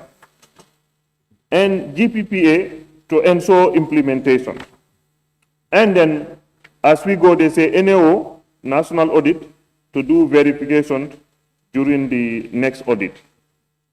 And the Office of the Inspector General of Police to begin investigation. So I am a little bit confused. And I will be very happy if the mover of the motion can help us. But we must take an action. The action is why the Office of the Vice President is not updating us. Why? And numerous of those are found in this resolution. Why? And then we need another further step to make sure that we compel the Office of the Vice President to come here. He is compelled to give us an update and with a time limit.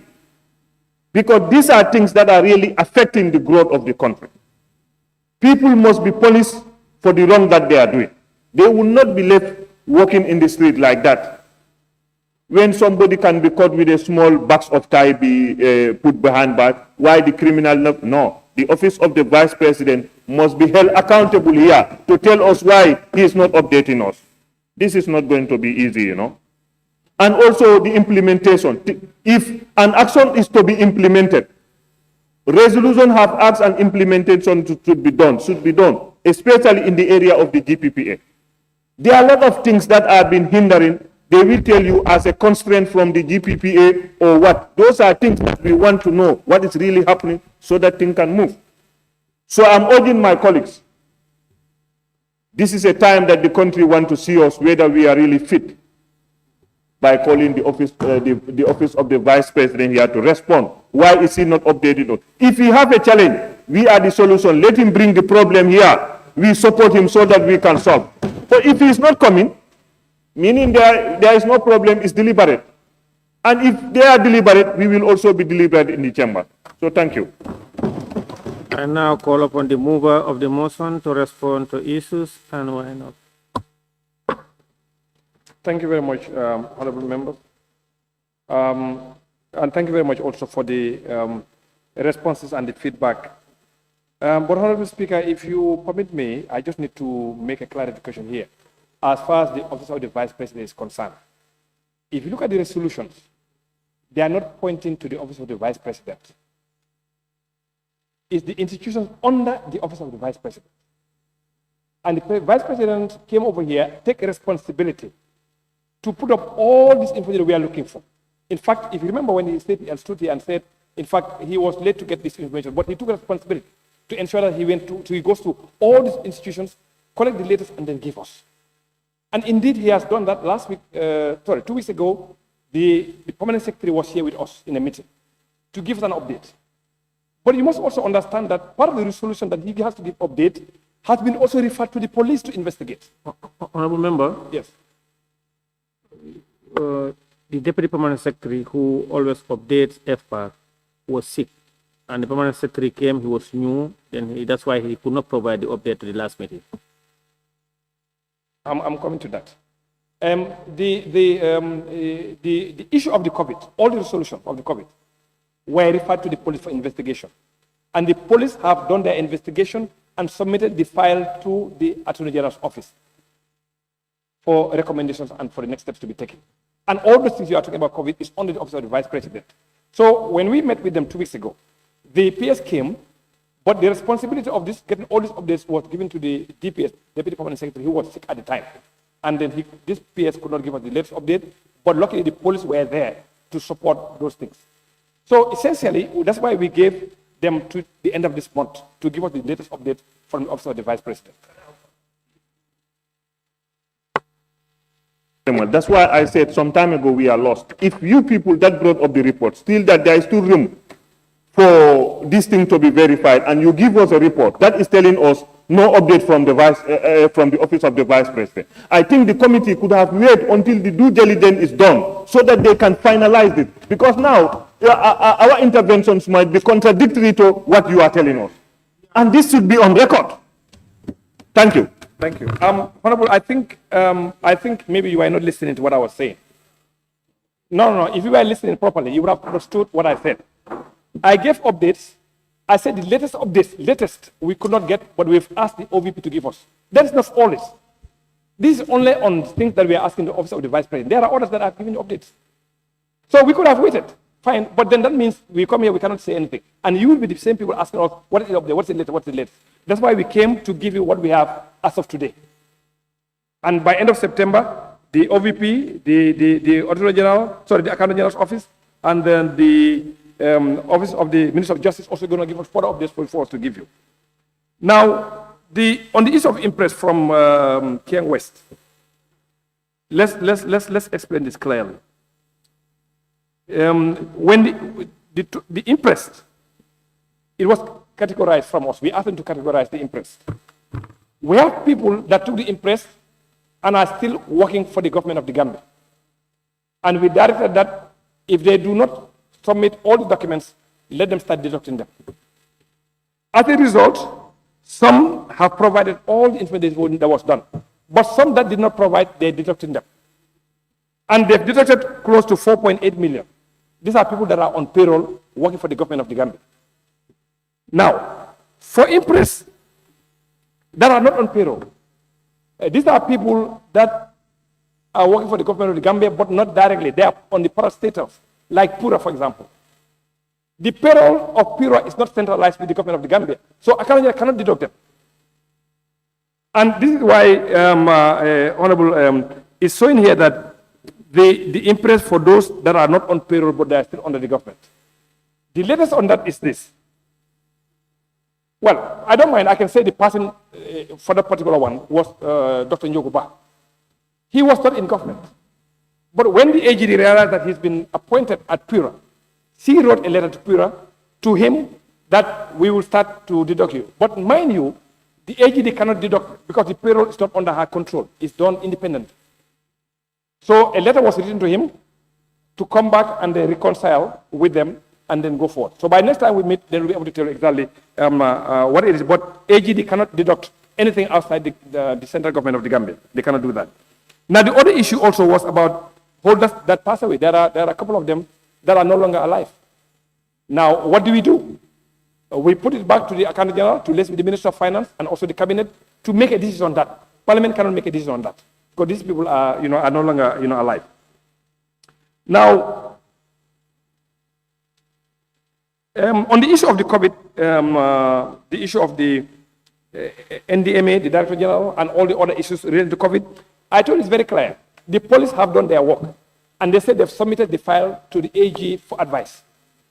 And if I remember correctly, they said that was done almost 6 months ago.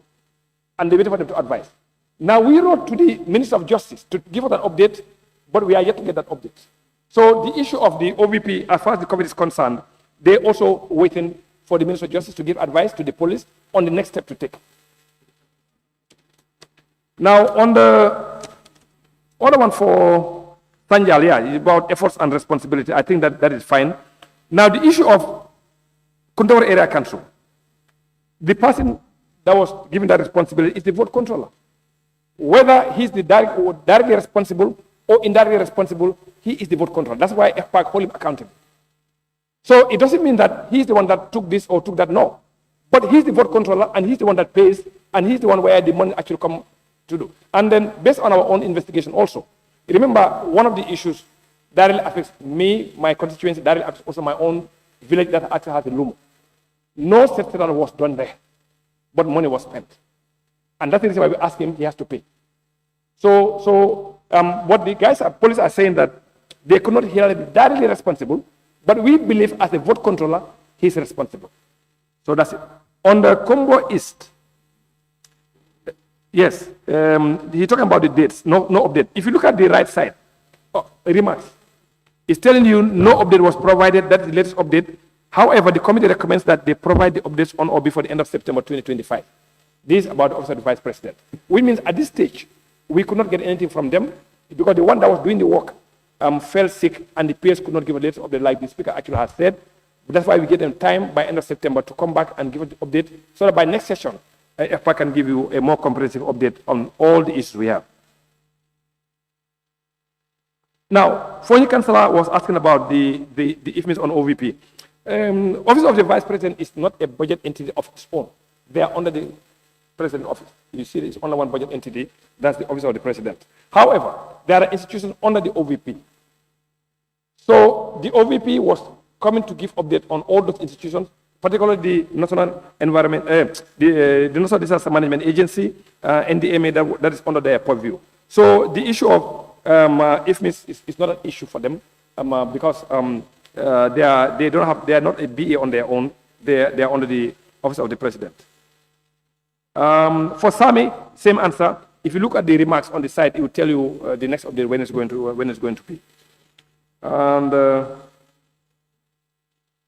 on Banjul South, saying that we need to stand firm. Yes, I believe we should do that, and also be refunded. You see, when matters when we ask police to investigate, I think we also need to be considerate to give them time to do their work and they submit, and that's exactly what they have done.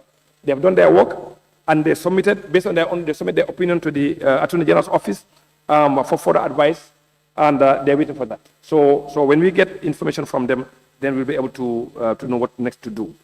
Now, the Upper Florida West, no further action needed. If you see no further action needed, that means, oh, he's not even here. Huh? Oh, he's where? Oh, you are sitting here. Now, if you see no further action needed, that means the issue has been resolved.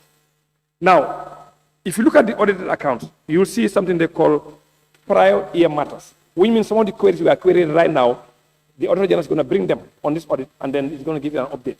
And that's why the Auditor General said, when they bring the 2021 and 2020 accounts, then some of the issues actually have been resolved.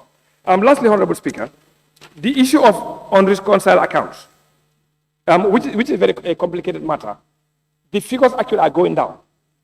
And some of these issues relating to the unreconciled accounts deals with the reporting of the IFMES line. You know, when you create the, once you create the chart of accounts, there are reporting lines that are mapped. So it means when a transaction actually occurs, that transaction actually maps to a particular account.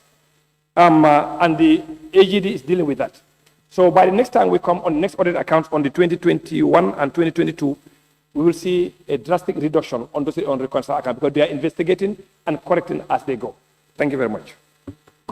Honorable members, be it resolved that this Honorable Assembly do adopt the Finance and Public Accounts Committee update on the National Assembly resolution of 29 September 2022, 14 September 2023, and 18 September 2023. Honorable Speaker.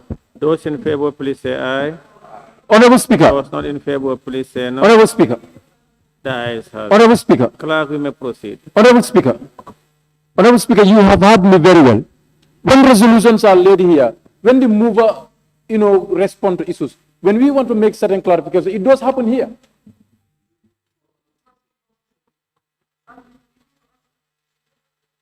No, please, this one is an update to Assembly. And we have. But it's our resolution. All right, next time, please. Clerk, we may proceed. Laying of papers and reports. Report of the Standing Committee on Defense and Security on the National Assembly oversight visit to police stations, military barracks, custom audit units, prisons, and drug law enforcement agencies by the Vice Chairperson of the committee. Led by the Honorable Member for Fonya Councillor. Yeah, thank you very much, Honorable Speaker. I thank all members. Honorable Speaker, the report printed, I will start my intervention with various pages. The report is not in order. So with permission, I will indulge members to follow me through the page numbering. Honorable Speaker, let's start at page 6. Hello, Speaker. Observation, he said it's not in order. We want to know. Now what I mean, the numbering. I'll be quoting the numbering as I go through the report. Everything is printed fine, but it was printed wrongly. So as I go through, let's start at page 6. The introduction, the Standing Committee of Defense and Security of the National Assembly. And you summarize, please. Yes. Undertake a comprehensive oversight visit to security institutions and facilities across North Bank, Upper River Region and Central River Region, and Lower River Region from the 22nd to 27th. The exercise forms an integral part of the committee's constitutional mandate under Section 102, 109 of the 1997 Constitution. The committee, which empowered the committee scrutiny over evaluate the report on matters of public interest, particularly those related to security and defense of the state. The oversight mission was convened against the backdrop of persistent concern over the welfare readiness and institutional capacity and respond to emerging national and transnational threat, and also aim to examine the extent of budget allocation and policy commitments have translated into the tangible improvement in life and the working condition of personnel and adequate of infrastructure and availability of operations. Honorable Speaker, we then move to page 4. On behalf of the Standing Committee on Defense and Security, I am honored to present this report to the committee's oversight visit of installation facilities across North Bank, CRR, Lower River Region. The oversight mission was guided by the committee's constitutional responsibility and holding scrutiny, accountability to access, conditions, and officers served, and to ensure that the public resources allocated to the sector are applied effectively, efficiently, and in the best interest of the nation. At a time when the Gambia continues to grapple with devastating security challenges, ranging from cross-border threats to internal capacity constraints it is imperative that the Parliament oversight be both robust and responsive.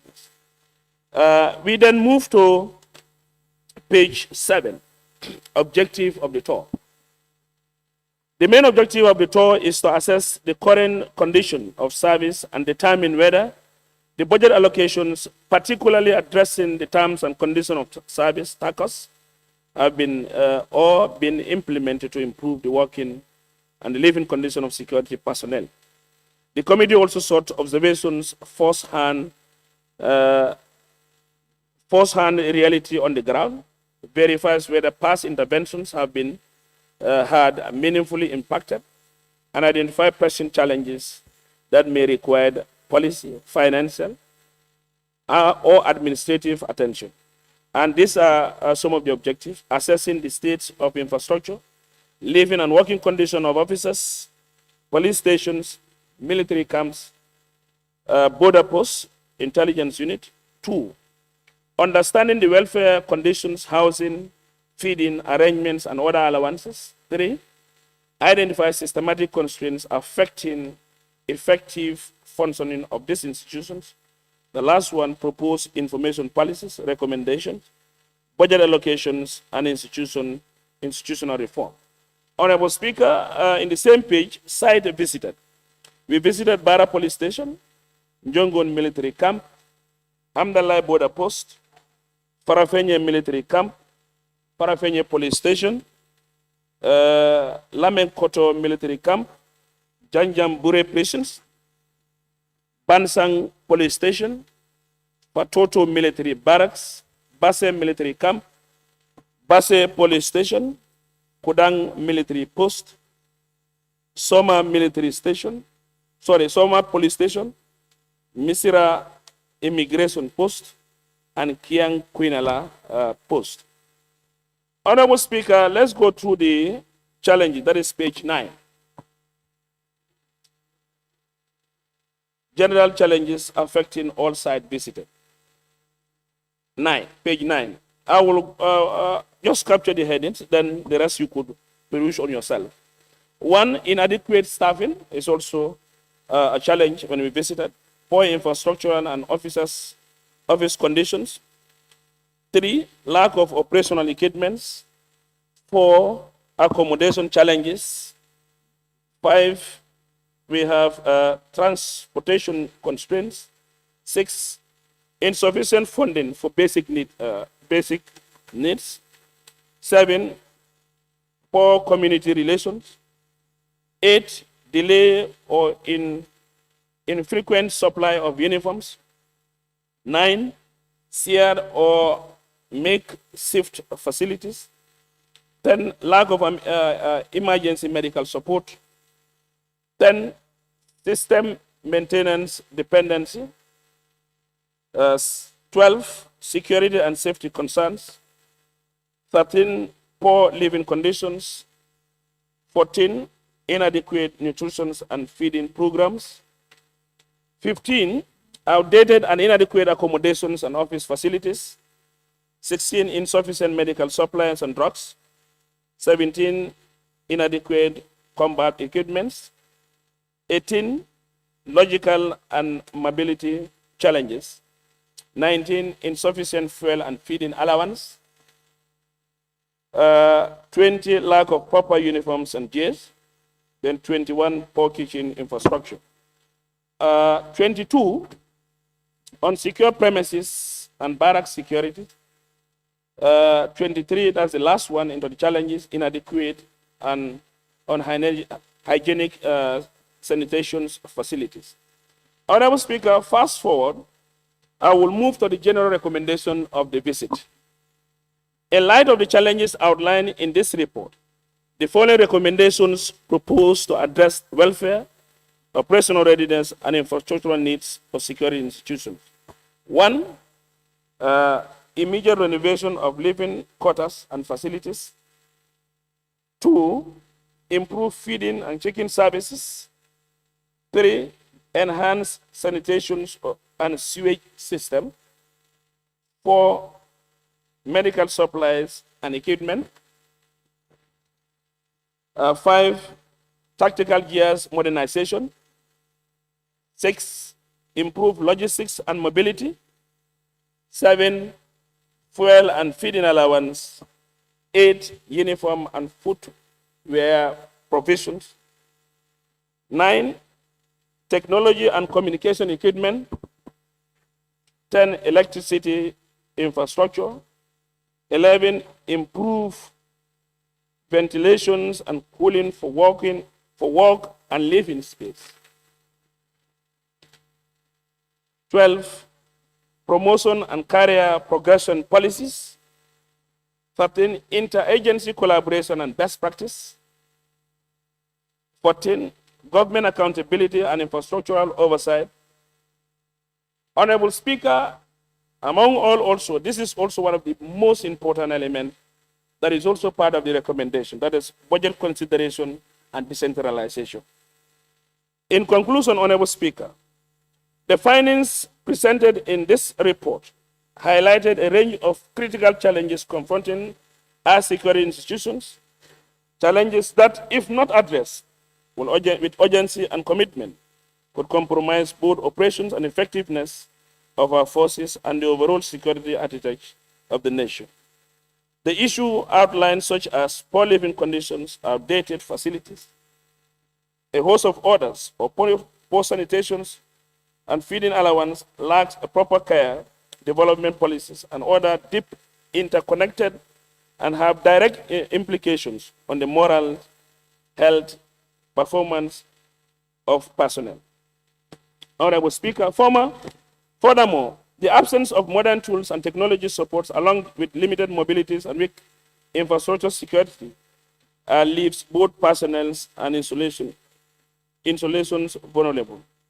Operational readiness suffers in such environment, and the ability of security forces to respond to threats or carry out mandate effectively in significantly reduced. This situation not only put life at risk, but also erodes public confidence in our institutions. However, these challenges are not insurmountable. The comprehensive recommendation provides from renovations and equipment facilities, improving feeding and sanitations, increase logistical support, enhance our personal welfare, and enforce accountability oversight of practically impactful solutions that can restore the strength and institutions' capacity. Additionally, promoting best practice such as the joint operations model in SOMA and prioritize decentralization efforts will further enhance coordination and regional responses. Importantly, these reforms requires not only financial investment, but also strong political will, interagency collaboration, and sustained oversight. The role of the legislative and executive arm of government will be crucial, particularly in allocations of budget support and enforcing policy reforms. Equally important is the accountability of ministries, departments responsible for infrastructure and personnel welfare. Honorable Speaker, in conclusion, this report calls for immediate and coordinated action by addressing these issues systematically and prioritizing the welfare and operation capacity of our security personnel. We can build a more resilient, professional, and a responsive security sector, one that is equipped to safeguard the nation, uphold the rule of law, and ensure safety and well-being of all citizens. Honorable Speaker, finally, the composition of the delegation is Honorable Samba Jallo, the Vice Chair, Honorable Almame Jiba, a member, Honorable Mohamed Kante, a member, Honorable Sankun Damfa, a member, Ms. Elare Gillen, Committee Clerk, Ms. Rasiatu H. Jallo, Committee Clerk, Ms. Mary T. Mendy, Research Officer, Mr. Alhaji Omar Cham, Communication Officer, Mr. Sana Tarawale, Driver. On that note, Honorable Speaker, I beg to move. Any seconder? Member for Combo East.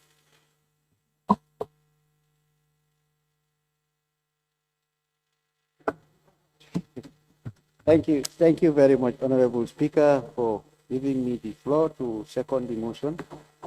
Honorable Speaker, I rise to second the motion and participate on the debate.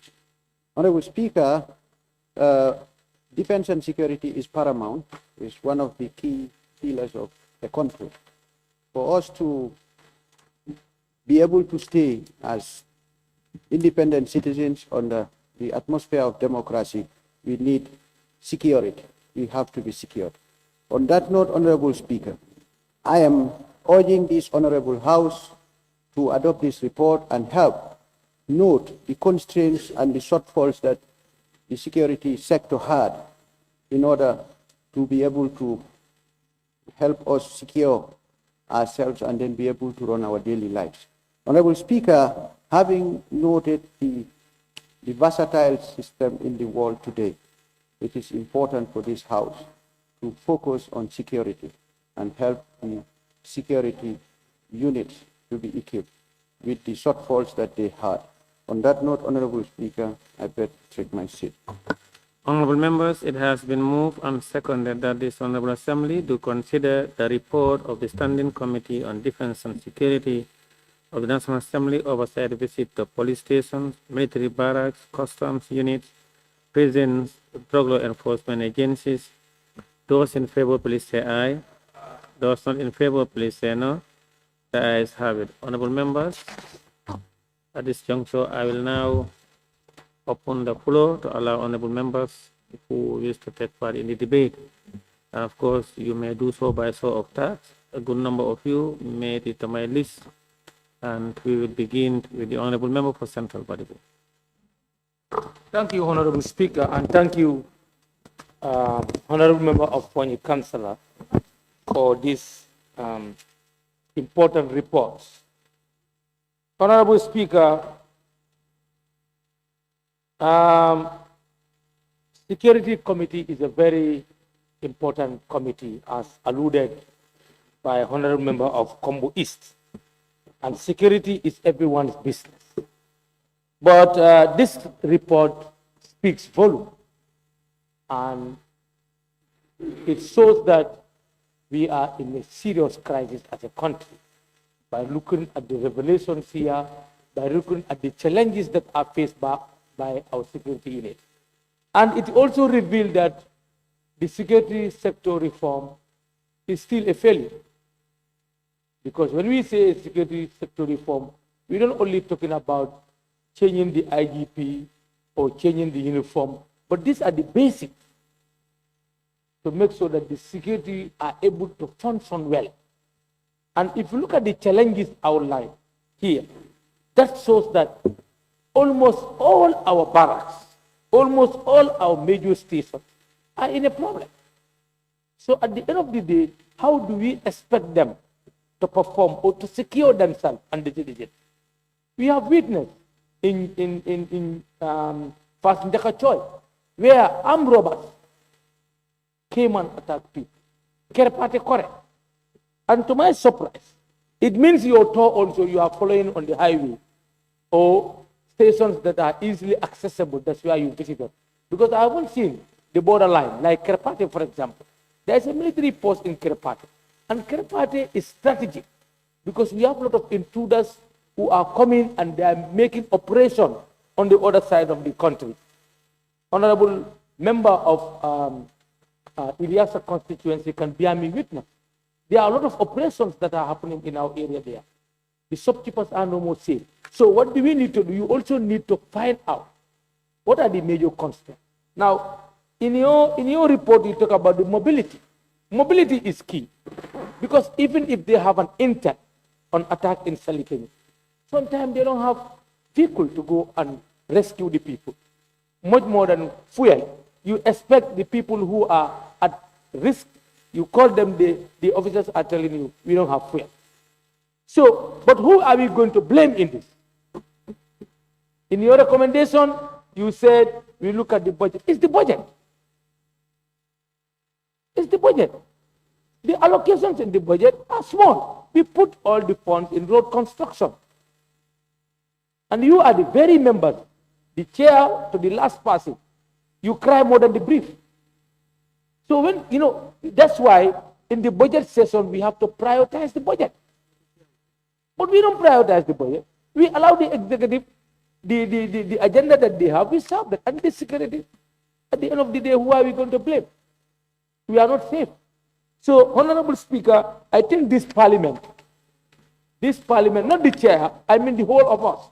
But, as the saying goes, when the head gets intoxicated, it affects the body. The chair must be firm. So, Honorable Speaker, looking at the challenges, inadequate staffing, that's not our fault. Inadequate staffing is not our fault. Do you understand? Poor infrastructure and office conditions. Lack of operational equipment. Accommodation challenges. Transportation constraints. Insufficient funding for the basic needs. So, these are serious. I want to ask myself and this parliament, the funds that came for security sector reform, where are they? Just like today, we need to ask ourselves, and the committee need to make follow-up to find out. We need to know how those funds came, how were they utilized, were they missing? We need to know.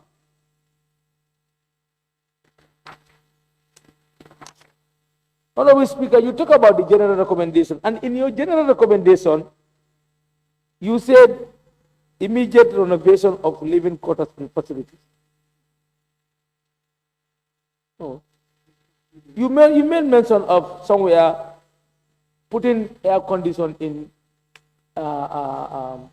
equipment rooms. Which equipment rooms? Do you mean air condition for the guns? I want to be clear, because I think I saw it here. If that is the case, I don't think that should be part of this report. Or you have to explain. Do you understand? Or there are specific equipment that need air condition or whatever it is. So let us be informed. In your general recommendation, you said immediate renovation of living quarters and facilities, which is quite right. That's no history to all of us. And yes, weapons and tactical gear modernization. Equip all units with modern weapons, protective gears, and tactical equipment. All weapons storage rooms must be fitted with functional air conditioning system. So I think it's not all weapons that need air conditioning. I disagree. So as my neighbor said, Akanyanta, more people want to talk on it, but this report should be taken seriously, and we all need to give our support, particularly during the budget session. Thank you. Thank you. I now give the floor to the member for Kiang West. Honorable Speaker, thank you very much once more. But I thought the first report we had looked at was the most important. But on the whole, even if $1 billion was missing, as that was a mess, what is happening around our security officers, our men and women in uniform, is more of a mess than having 10 billion lost without seal. Honorable Speaker, I am pretty much happy when I looked at the signature to confirm the adoption of this report, and I have realized that the signature that confirms the adoption, that authenticates that all the findings in this report are very factual and are the issues that are found on ground. That signature is no other person than Honorable Deputy Speaker Sidi Eskenjai, the chairperson of the Standing Committee on Defense and Security. Opposition members of the Parliament, a nominated chairperson, who, when I was here very much there, when they want to make him the chairperson of this committee, I was in denial, strongly, that he was going to be very biased whenever it comes to the execution of his duties. But opposition members, this particular key person. No, boy, we are dealing with the report, There is not a the point of personality of a chair. Order, honorable members, order. Honorable member for Kiang West, take your seat. There is a point of order by the member for Fuladu West, Lower Fuladu West. Withdrawn. The member for Kiang West, please continue. Honorable members, this particular key person, as I highlighted, is here telling you these are the weaknesses in the security sector. Against you as a speaker or deputy speaker by principle, not personal. But honorable members of parliament,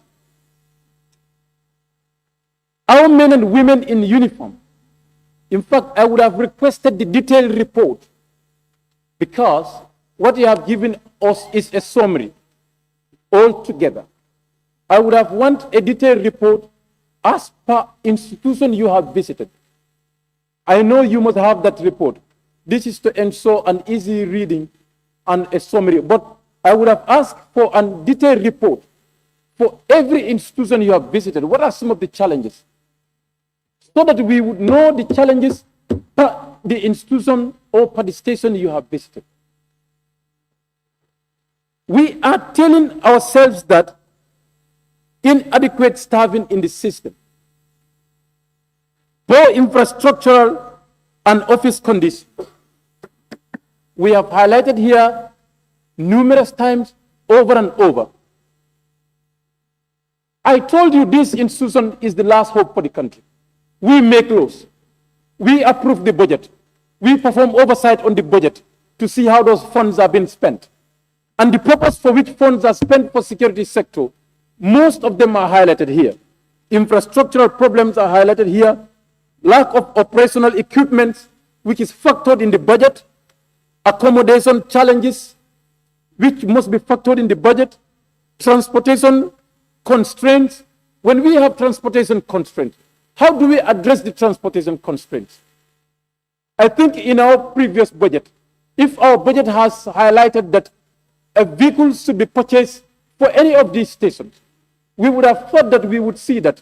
However, we have these transportation constraints, but the previous budget session has allocated only this number of vehicles for this number of stations.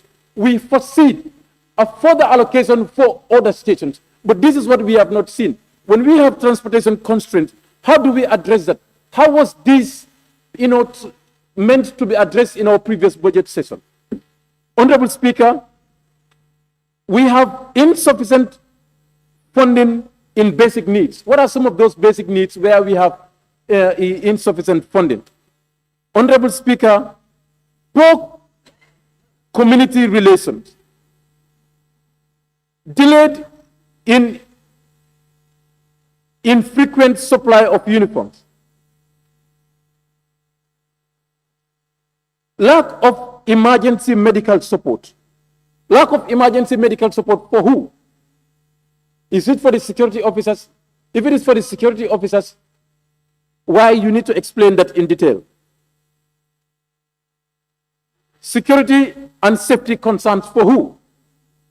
Under that, security and safety concern, many facilities are unfenced and lack of perimeter security, leaving personnel and infrastructure vulnerable for external threats. If our men and women in uniform who are with arms are under threats, I don't know what of us. I don't know our people in Kiang and in Wuli. I don't know how are they now. Honorable Speaker, poor living conditions for security men and women. We are always complaining about security. We are not secured in our house. We are not secured in our vehicles. But here what is happening, people whom we put hope on to protect us, to secure us, are not secured.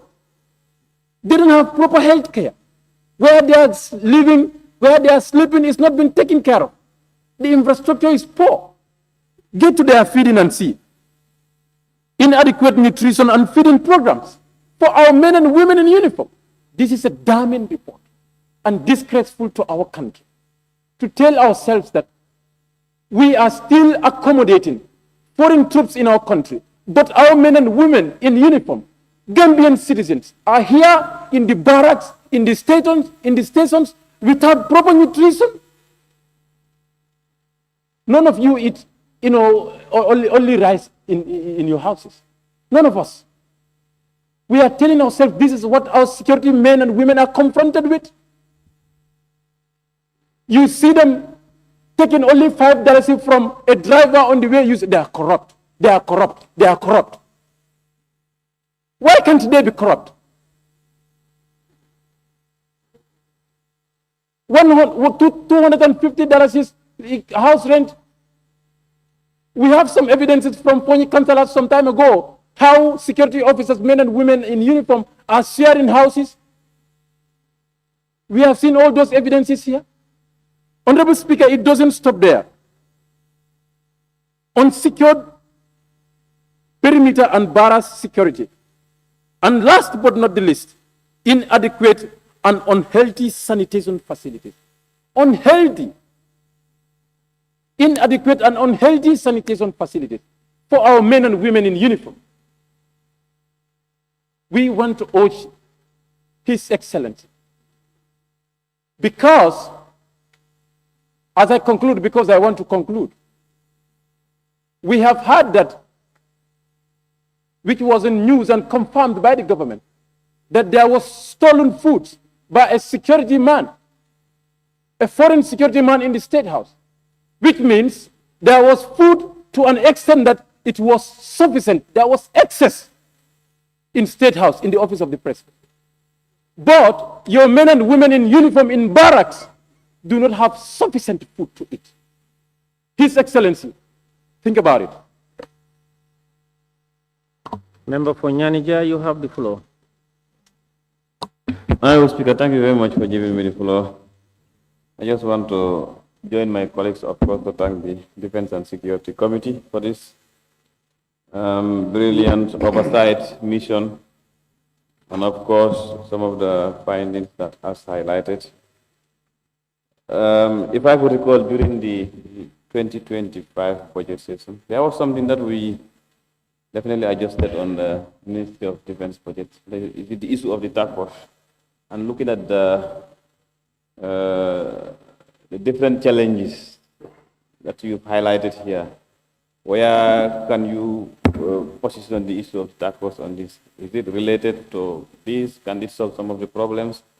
And then the other thing is, we can talk here until tomorrow, but the problem solvers, as far as some of these challenges are concerned, is us, because we are responsible of allocating resources as far as the different ministries, department, agencies are concerned. It is true the challenges are highlighted as they've highlighted in their report, but the major challenge and the major bottleneck is issue of funding. We understand how the securities were operating before, and now we are talking about security sector reform.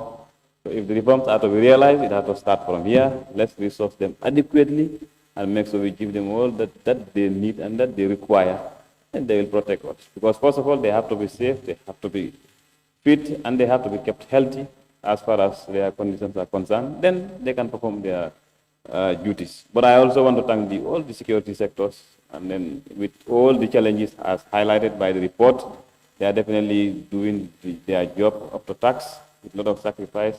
All this is geared towards love for country, and of course, love for the people that they are serving, and then the love for the job that they are doing as far as the Gambian people are concerned. So I want to thank them, and then on the National Assembly, let's see how best we come together and support them in these reforms, and of course, we see how best some of these challenges can be diverted. Thank you so much, Honorable Speaker. Thank you. The member for Same, you have the floor. Thank you very much, Honorable Speaker, for giving me the floor.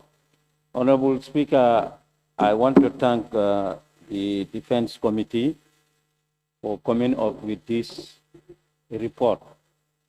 If you look at the report, Honorable Speaker, the report is very rich. The only thing is, it is not in order. The way they arrange things is not in order. But apart from that, the content is rich. Honorable Speaker, security definitely is a concern for everybody. If you see all of us are sitting down here, it's because of our security. I think we should try and address the needs of our security. And Honorable Speaker, you look at the report, it has so many challenges. One among them, Honorable Speaker, is accommodation. But as other speakers have rightly mentioned, sometimes when you go around to visit, you have to establish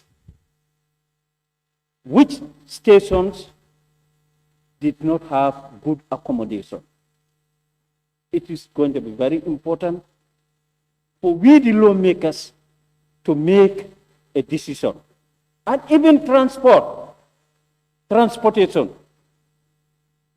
When you visit, you should try to know which station did not have, because in the report you said some stations they borrow motorbike. Some they don't have vehicle. So it is going to be very important, at least to tell us which station have mobility and which station did not have even a motorbike. You should be able to tell us that so that we can make a decision when a budget times come. Honorable Speaker, it's not very easy for one to have everything. But we have to prioritize. We have to prioritize. That's the only thing. The station that you have visited, you should have told us that this station don't have even a motorbike, even a vehicle. You see, the securities that are hard to reach areas, at the rural areas, and even the military camps that you visited, those camps that are very far, when there are incidences at those areas, the camps that you have visited, you should have in fact tell us those camps. Among these camps that you have visited, which camp did not have a correct mobility? Which did not have a correct mobility?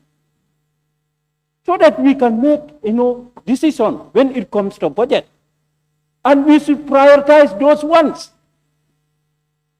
Because the stations around here, they can easily have mobility. But the stations that are very far, hard to reach areas, if there is a problem, they call you. Before you reach, those armed robbers will go. They will find their way. Because there is no mobility. That's why the issue of prioritization come up, Honorable Speaker. You have to look at those stations, give them mobility. And it has to be bit by bit. This year, when we say yes, so-and-so station, we give them mobility. Next year, so-and-so station, we give them mobility.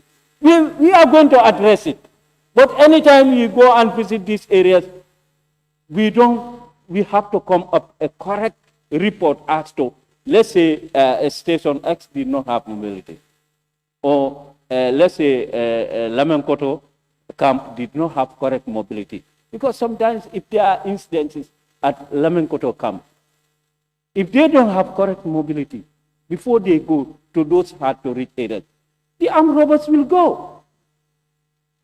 But you cannot compare it to the camps in the heart of the city here, where you have a lot of vehicles going up and down. They can easily grab one vehicle and go. But at Lamenkoto, where are they going to grab a vehicle? Who is going to give them if they don't have?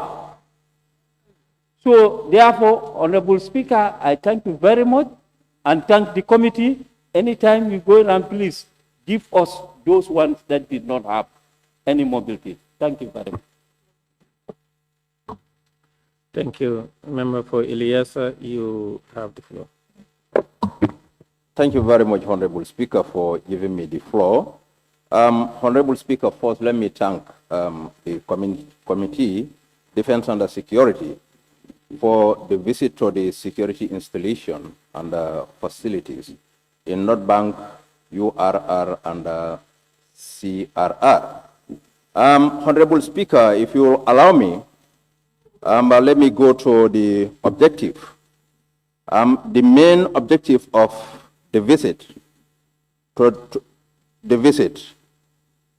is to assess current condition of service and determine whether the budgetary allocation particularly addressed to the term and condition of services, TACOs, have or is.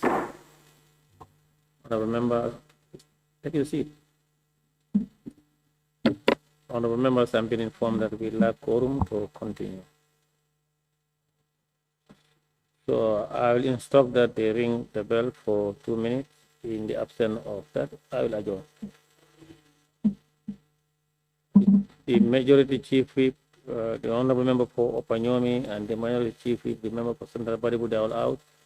Other members, can you notify them that my instructions are that we ring the bell for 2 minutes. In the absence of that, I'm going to adjourn.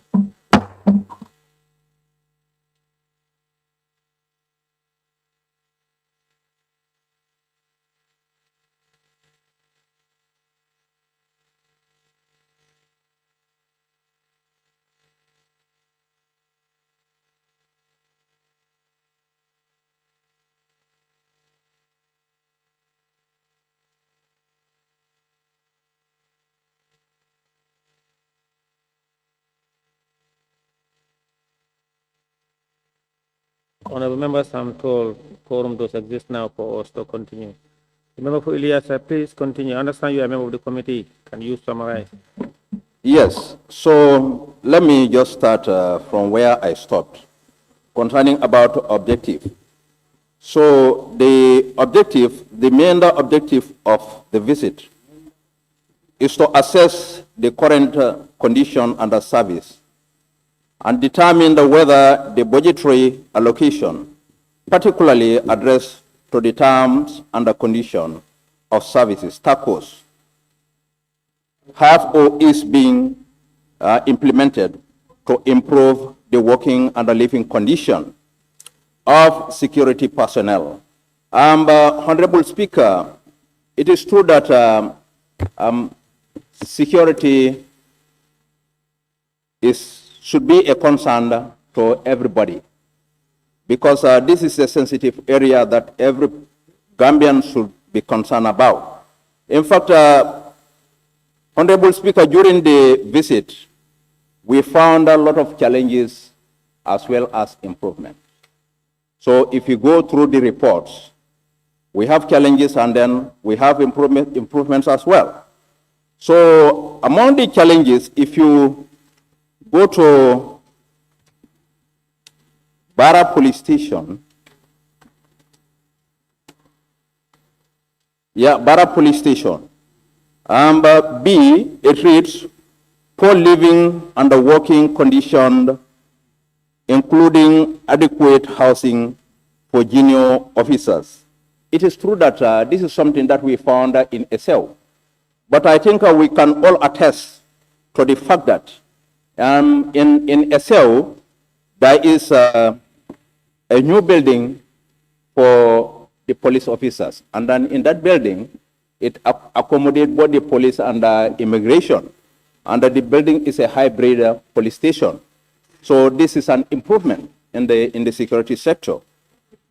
And then again, maintain the quorum. Yeah, and again, when it comes to food and food service, food and food services, we can all attest to the fact that as far as this area is concerned, year before last, there was an allocation. And then we realized during our visit that there was an improvement as far as food and food service is concerned. So again, the TACOs terms and conditions last year, at least the committee make it possible to make sure that we give them something. There's a reasonable amount that was allocated. I could not remember that, but there was a reasonable amount that was allocated. in order to address $1 billion is 1 billion. 100 billion was allocated. 100 million was allocated at least to address the terms and the condition of security officers. And during our tour, we definitely have realized that changes in them. So definitely, to be honest, it is very difficult. Things cannot be solved at a go. It should be gradual. And that definitely is a process. And that definitely, but to be honest, the defense and the security, we are making everything possible to make sure that the security, their living and the working condition is improved. Honorable Speaker, thank you very much for giving me the floor. Member for Lower Flood West, you have the floor. Thank you very much. Speaker, I join my colleagues to thank the committee for doing the needful. I'm very happy. I wish my colleague, Member Pokiang, is here. I just wanted to tell him it's not about the Deputy Speaker being the chair. It's about the committee work and the objective of the journey. But more importantly, also, I just want to tell that the problem is before us. All what is highlighted in their challenges, the best thing that can solve is ensuring that there is enough budget support for the security forces. And who are these people that can do this? Is this August Assembly? And we will be here. When this budget, we do some deduction, you will see the member for councillor and even the deputy speaker running healthy skelter to make sure that those savings should be added to address this issue. Then at that time, everybody will be pushing and say, myself, I'll be going for health. I say, put it for health. Deputy speaker and councillor say, put it for security. And today, what they have been telling us, it have manifested in the talk. In fact, before that committee going out, they know the problem. And we that should have joined them to address the problem, we went in denial. We went in denial. All right. Playing with the color. Yeah, there's a point of order by the member for Central Party. No member should input motive to another input it. Yes, because nobody went against that. Nobody said that. Honorable member, take your seat. You are out of order. Honorable member Central Party, sit down. You are out of order. Anyway, thank you very much, member for Badibu, and also the aspirant candidate for the presidency. I am in order. I'm sorry to tell you this, Your Excellency.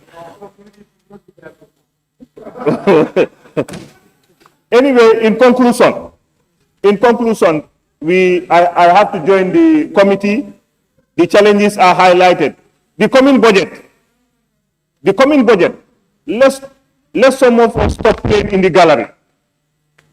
The coming budget, all our deduction, let's try and make sure that it is sent for the security, because the security, trying to ensure that the security is well addressed is a safe nation.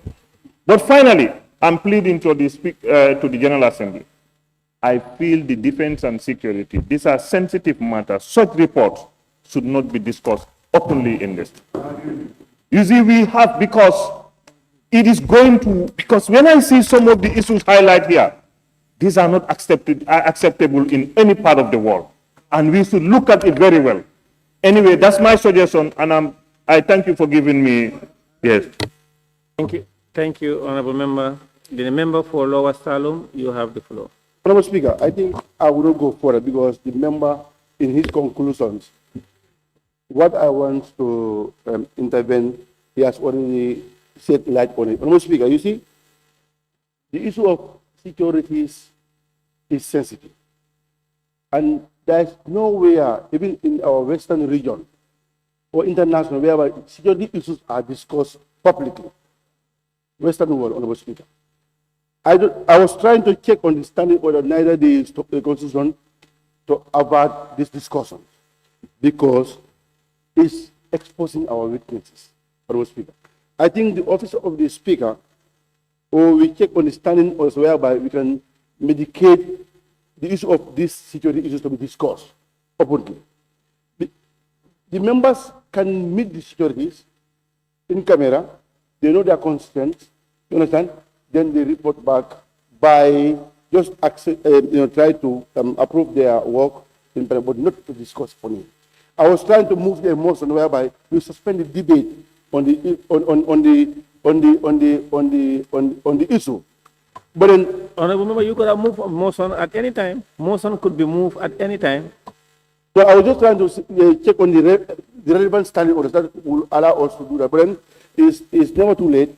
I think we better also to to make sure that these sensitive issues to avoid exposing in our neighboring countries or to know our weaknesses, Honorable Speaker.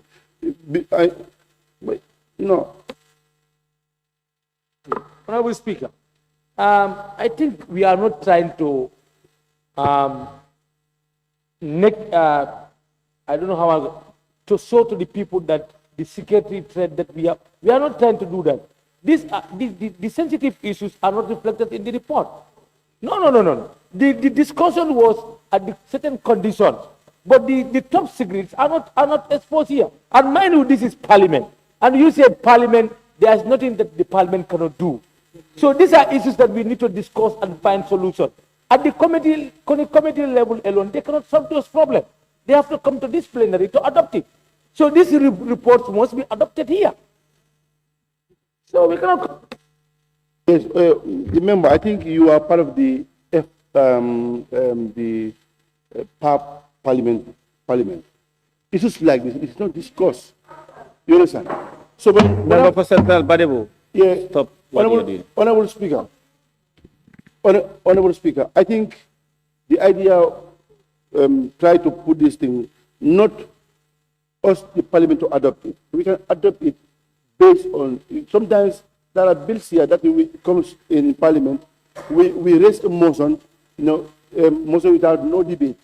You understand? But if you check the challenges that affect directly on our security sectors, and the comments that are coming from members, it's not need, members to, stand on the floor down there, speak that they are more, they have more, they have more consciousness to the head of states, neither the deputy speaker or the chairperson. What I was trying to say is, just recently, we have 15 vehicles that are given to security officers, which are high truck vehicles. And none of these members said here. Honorable Speaker, I think things like this, in my present, I will raise a motion to suspend the debate for the betterment of our country. Thank you very much.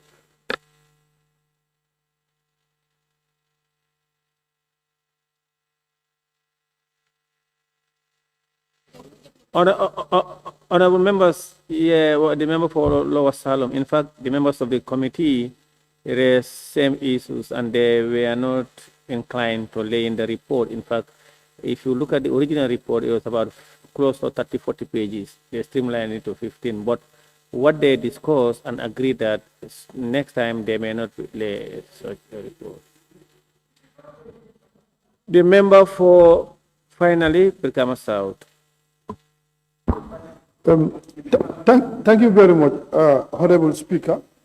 I want to thank the mover of the committee members for doing an excellent job. I think this exercise is very important.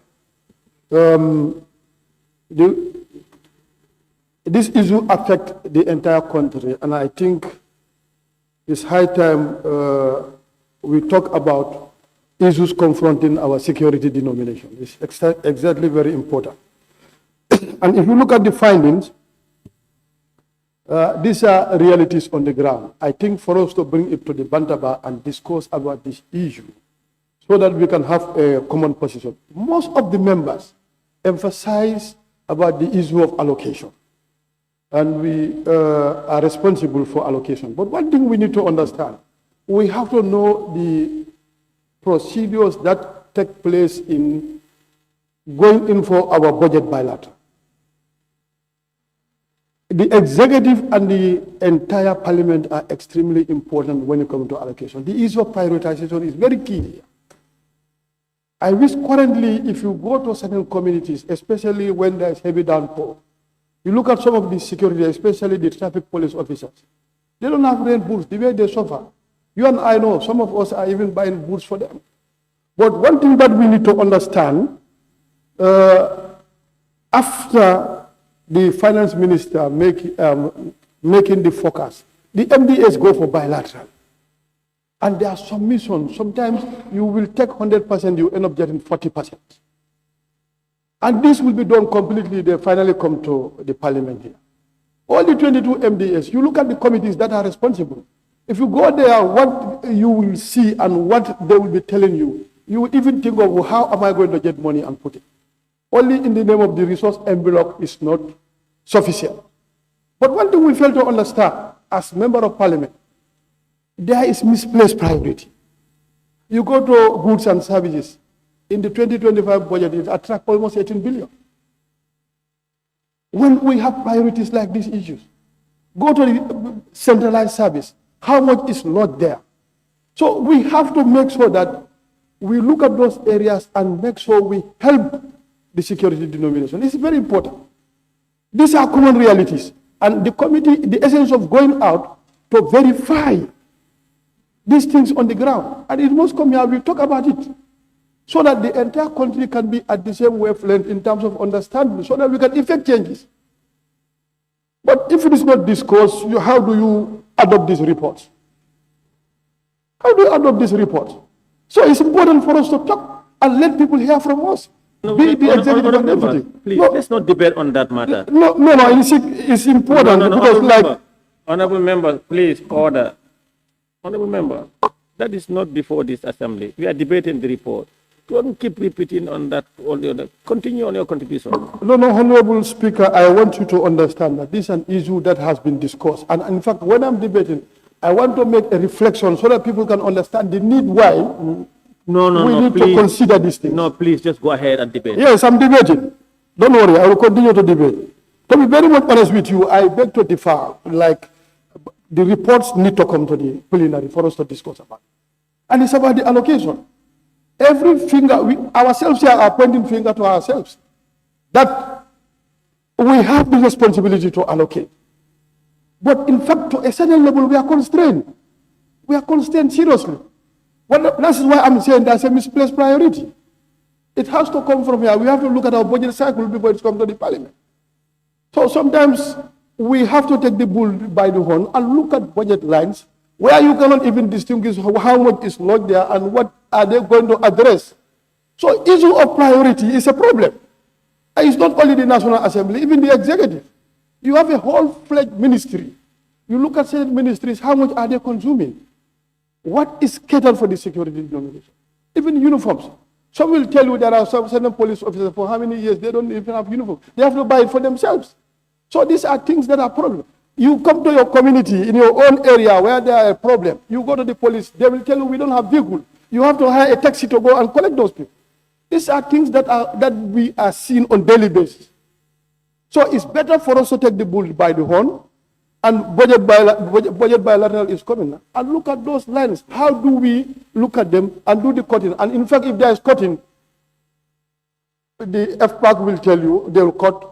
Agri, we want this thing. Health, we want this thing. There will be scramble. And normally we agree if we make any cutting, it should knock down against the deficit. But it's always a problem. Everybody want to at least reimburse your area because of inadequacy. You go to areas, you have some veterans institutions that, in fact, there was last year, in fact, the entire salary for Walik was completely cut off. Due to the bilateral and the cutting, we are able to address it. So it's good for us to look at it as a parliament together to see how are we going to help and make sure that we improve upon our allocation of the national kit to the priority areas. Thank you. I now call upon the mover of the report to respond to issues and wind up the debate. Yes, thank you very much. I will start with Kombois, a member of the committee. He just saw the importance of security. Thank you very Councillor, much. can I observe you, please? Honorable Speaker, the Office of the IG gives 25 pickups of vehicles. Just recently. 25 pickups, brand new ones. for various. Before that, 12 was distributed. My constituent get one. Again, he gets 25 of them. You understand? Recently, the president also give out 15 of them. 15. 15, Honorable Speaker.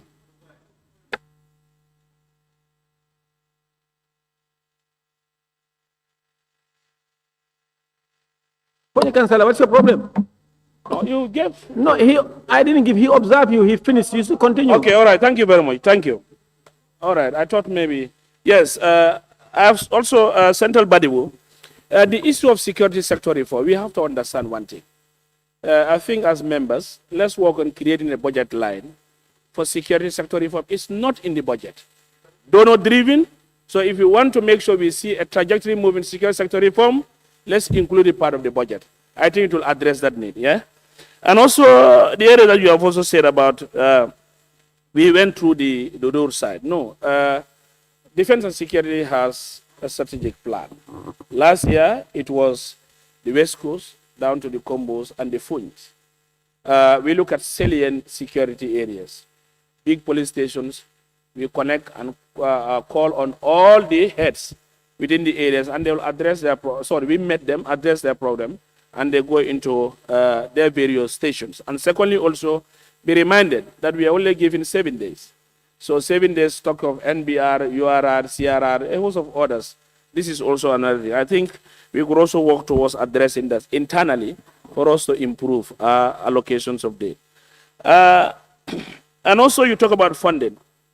I think we could all champion together into the budget to make sure securities are bailed out. It is our responsibility for all of us. Honorable Member for Kiang also talk about the importance of the report, and also your Kia West, the importance of the report, and also again talk about the Deputy Speaker being the chair. It is constitutionally, or even the standing orders of us. If you want that not to happen, I think revisit the standing orders, and even maybe, if I'm correct, whether the Constitution also has addressed that. So these are issues. And secondly, also, what I want to put it to him, it's not about the chair, it's about the committee. And we all know, I will also put back to him, if he goes back to the tail and that says the appendix, we all know committees, if we have 3, it's a quorum. So if the chair could take alone, he will not make any decision. So I think he could withdraw it and understand better. The chair cannot do anything, but collaboratively, it's all of us as a committee. So whatever is done to the report, the onus is in all of us as a committee, not one individual. And in our committee, it's not dictated by one person. We are also mixed with oppositions and the ruling party. So these are clear terms that are there. Honorable Speaker,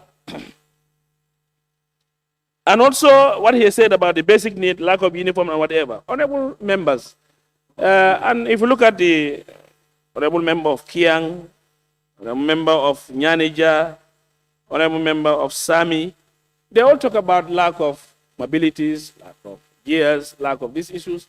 It's about the budget. And bear in mind that ministries or departments have what we call budget ceiling. So even if the Minister of Defense want to increase, Minister of Interior want to increase, they will say, no, no, no, you cannot go beyond this. So I think the onus is in all of us here. And I can be on record. Honorable Member for Lower Salom also said this, and as, I think he has also added that the President, security institutions were given 15 vehicles, the Army, the police. Let's understand this, and I'm in record. From date back 2017-18 to date, I was vividly informed that only 7 vehicles that were allocated by the budget allocations. So most of those vehicles that are given are donations. So do we depend on donations? So if we want a change in security, I think the onus lies in all of us to make sure we budget as what we did with the judiciary. Did we do that? No. So if all of us are sitting here blaming no vehicle, no mobility challenges, it's you and I, us members. We are the failure. If we want this failure to be eradicated, next year, 50 vehicles should be allocated to security in the budget. So I'm hearing clapping. Are we ready? Are we committing ourselves That next budget, 50 vehicles, we distribute the police, the army, whatever units. So it's all of us. So I think let's work on that. We did that to judiciary, where they purchased at least 25. So why can't we do that for security if we really mean business? So I think all of us now should work on that to make sure we could do that. And now is the right time. We also moved to honorable member for Nyanija. Yes, he also mentioned about tacos. We all know tacos was approved, but it was not part of the budget. It has a very clear. It was approved, but it was not included in the budget. It was only what we have, the cuts that we had. This is what we've given, 100 million, part of tacos. But you can say a major percentage is left behind. So it could not address a lot of challenges in them. So I think this is an eye-opener, and all of us are aware now, the constraints that the security forces are facing. That next year, let's work with the budget to make sure it is addressed. Sami also talks about a rich report and concerns of addressing the needs of the budget. I think it's also in line. We will only make it work when the budget is also allocated wisely. And the honorable member for Ilyasa also talked about the implementation.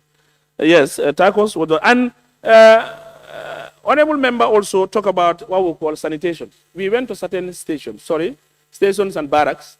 The chair could bear witness. Since last year and this year, we won't move if a truck for them to at least clean out those soakways and others is not done. We do it immediately.